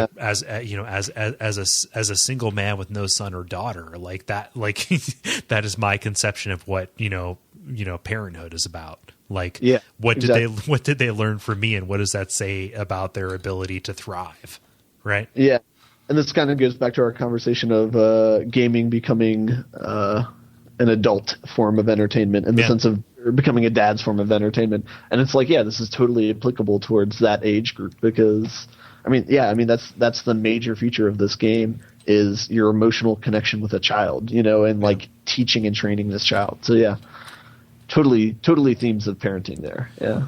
Yeah. And so what do you think of the ending, the scene after the credits of her in the cornfield? I was happy because it alluded to more Walking Dead in the future. That's a really shallow, superficial way to look at it. I mean, obviously I'm happy to learn that she lived, right? And there are more people out there. That's just something that you learn, whether or not those survivors are good people or bad people. That's a story that's going to be told so long as there's somebody else alive that I have a connection to and, have an investment in their ability, have an investment in them. Right. Yeah. See, I was totally, I was kind of like nervous about the ending because it's like people that I don't know where Krista and Omid are. I don't know what happened to them. Those two people probably aren't them. So like I was really mistrustful of the ending, I guess. Yeah. I was just like, and especially because Clementine didn't hide and like she just kind of had wide eyes, almost like she was scared. Mm-hmm. And so I was like, uh-oh, she might not be ready. And so I was really like worried by that last scene. So. Yeah. So kind of final thoughts about the game. Again, as the Dice Awards said, totally think it deserves like best story of any game of the year for sure. Although I haven't played Mass Effect. Side note, I picked up Mass Effect 2 for PS3 yesterday after I beat The Walking Dead for $20. Mass Effect 3 is also for $20 as well. So that's going to be my next mountain to climb. Yeah. But anyway, totally great story on Walking Dead. The only downside to the game, in my opinion, is the same thing as Heavy Rain, whereas if you go back and look at all the alternative choices, you kind of realize that this environment that you thought was really malleable is really set on rails, and that there's that your choices have little impact in how the overall game goes, and even how a lot of the specifics go. And so that's the only downside in my opinion. So I'm going to try and just not even think about that, or just kind of, like I don't think I'm going to play through the game again. I think I'm fine with the single playthrough. Talking about it and looking back on it now, it's, there's totally so many great moments in the story. Yeah. That I appreciate the story for what it is. But I guess I don't appreciate the pretense that you have a lot of choice in how things work out when it's not exactly like that. That's the crappy thing, because in hindsight, you want to see those moments and you want to feel them. Mm-hmm. But any kind of, reflection upon, after these momentous choices, the way things shook out, like you can't help but see the wires for the trees. Does that make sense? You want to remember these awesome, beautiful flowering moments. I think that every choice that you made was, something that grew out into something that was unique, that was unique to you. However, in looking at the experience as a whole, you can't help but think, that everything from chapter, 2 through 3 was something of a contrivance to get you to chapter 5. Mm-hmm. Right. And that's a shame, because, we said that, chapter 2 was fantastic just in the moments that it made you, play out. And you hate for chapter 5 to diminish that and make it seem like a stepping stone. Right.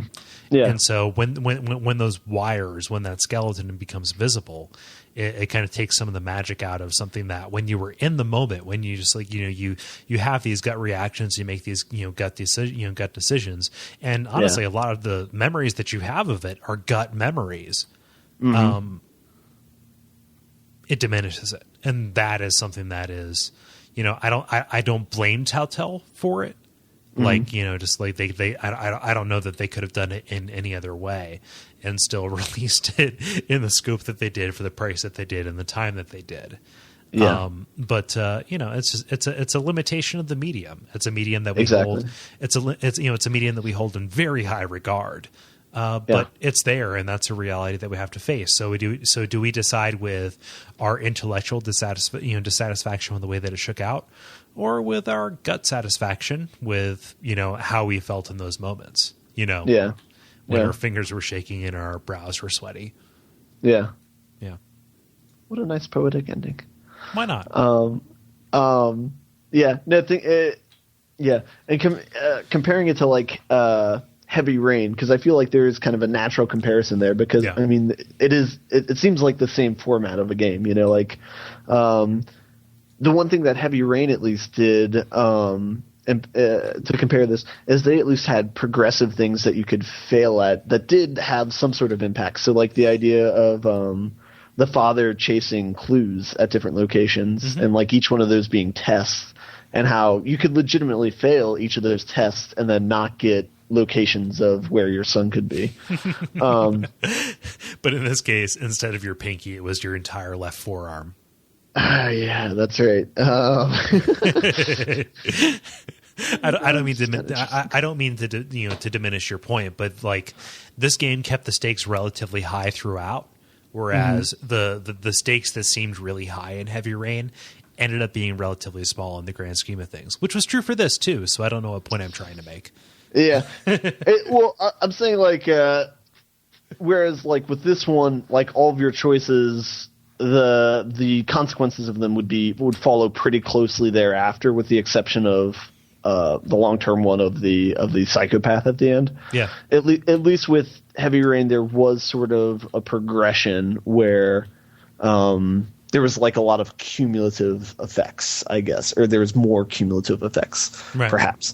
And again, with like characters being able to die at any time, I feel like that's a great choice for game developers to make, because that's something that you can still make a full-size game, and if you're able to work that in successfully, then that's fine, because a player's not going to feel cheated if they kill off all their characters and then the game ends pretty shortly thereafter, because that's kind of their fault, Right. All your fault. But got to work in some Adventure Time reference in every episode, right? But I feel like that's like at least a nice workaround, because realistically, I don't expect Telltale or Quantum Reality or whatever. Quantum Dream? I don't know. Quantic Dream is David Cage's studio. I don't expect either of them to make like 6 games and then scrunch it down and then have it just be one story with 6 different branching paths or whatever. I don't expect them to do a bunch of work just for one game. But yeah, I do want choices to matter in a game for it to have a longer shelf life, I think. Right. Yeah, it's just a matter of what can they take into account, and what can they reasonably assume is a satisfying experience for everybody. Yeah. I don't know. I love it. It's a very good game. I'm happy that you like it. I really am. I mean, I can recommend stuff to the void as often as I do. But when somebody whose opinion I respect, really likes it, that that helps out. Just selfishly, because I didn't steer you wrong, but no, that you got enough out of it that we talked about it for 2.5, 3 hours, something like that. Yeah. By the way, thank you for staying up this late to talk about it, because I know It's much later on the East Coast than it is on the West Coast right now. So. Yeah, well, whatever. It's no problem. Sorry. Wow. I am fucking delirious is what I am. Again, it's much later on the. Sorry, dude. No need to apologize. I'm just happy to have somebody to talk with about. So Yeah. for the listeners who appreciated this, because we are putting it out as a bonus level, I've determined now, and I'm going to have to go back and amend the intro to the actual. Oh well. Okay, so this is the dangling thread. Walking Dead season 2, right? Mm-hmm. Stars Clem. Mm-hmm. Is there any question? Wait. For the second episode 2. I mean, season 2. I mean, season 1's done. They've said, season 2 is going to continue from season 1. So, is there any other option aside from like Clem is your, the continuation, right? Honestly, I'd like them to leave it alone. I'd rather them start somewhere else and just work with other characters. Yeah, that's true. I could see that being really satisfying as well. Because honestly, I don't know if I will play any more than. I mean, maybe if they come out and people again praise it for being Game of the Year, then I might check it out. But yeah. I feel like this storyline is done, and I think they ended it in such a good way. There's no reason for them to reopen it. I could agree with that. However, I am selfish, and I pay no mind to creative propriety. So if they decide, okay, Clem's back, she's grown up, and Kenny comes back because we never saw his corpse, and he is her, he's her mentor, he's her Obi-Wan Kenobi figure, and he, both of them learn from Lee's example, and they find out that Lee's brother wasn't dead after all, and he comes back, but actually he's possessed by Lee. I would eat it up. Cole, you are a zombie for this zombie entertainment. You're just willing to eat it up no matter what it is. If it moves, I'll eat it. Yes. So we're almost literally, Ben, out of space on my hard drive. Are there any final things we want to do? Out of time and space. It is like right now, like where I'm at, it is 1:30 on the Eastern Coast. My computer clock time is set to East Coast time right now, so I see it's 1:20 a.m. So I apologize again for the third. No, I said you don't have to do it. So I want you to leave our listeners, our Walking Dead fanatics, with a with your final thoughts. I have a final question, and that's all. This game or Journey, which do you think's a better game? This game. Okay. I respect Journey's restraint. God knows I respect Journey's atmosphere. And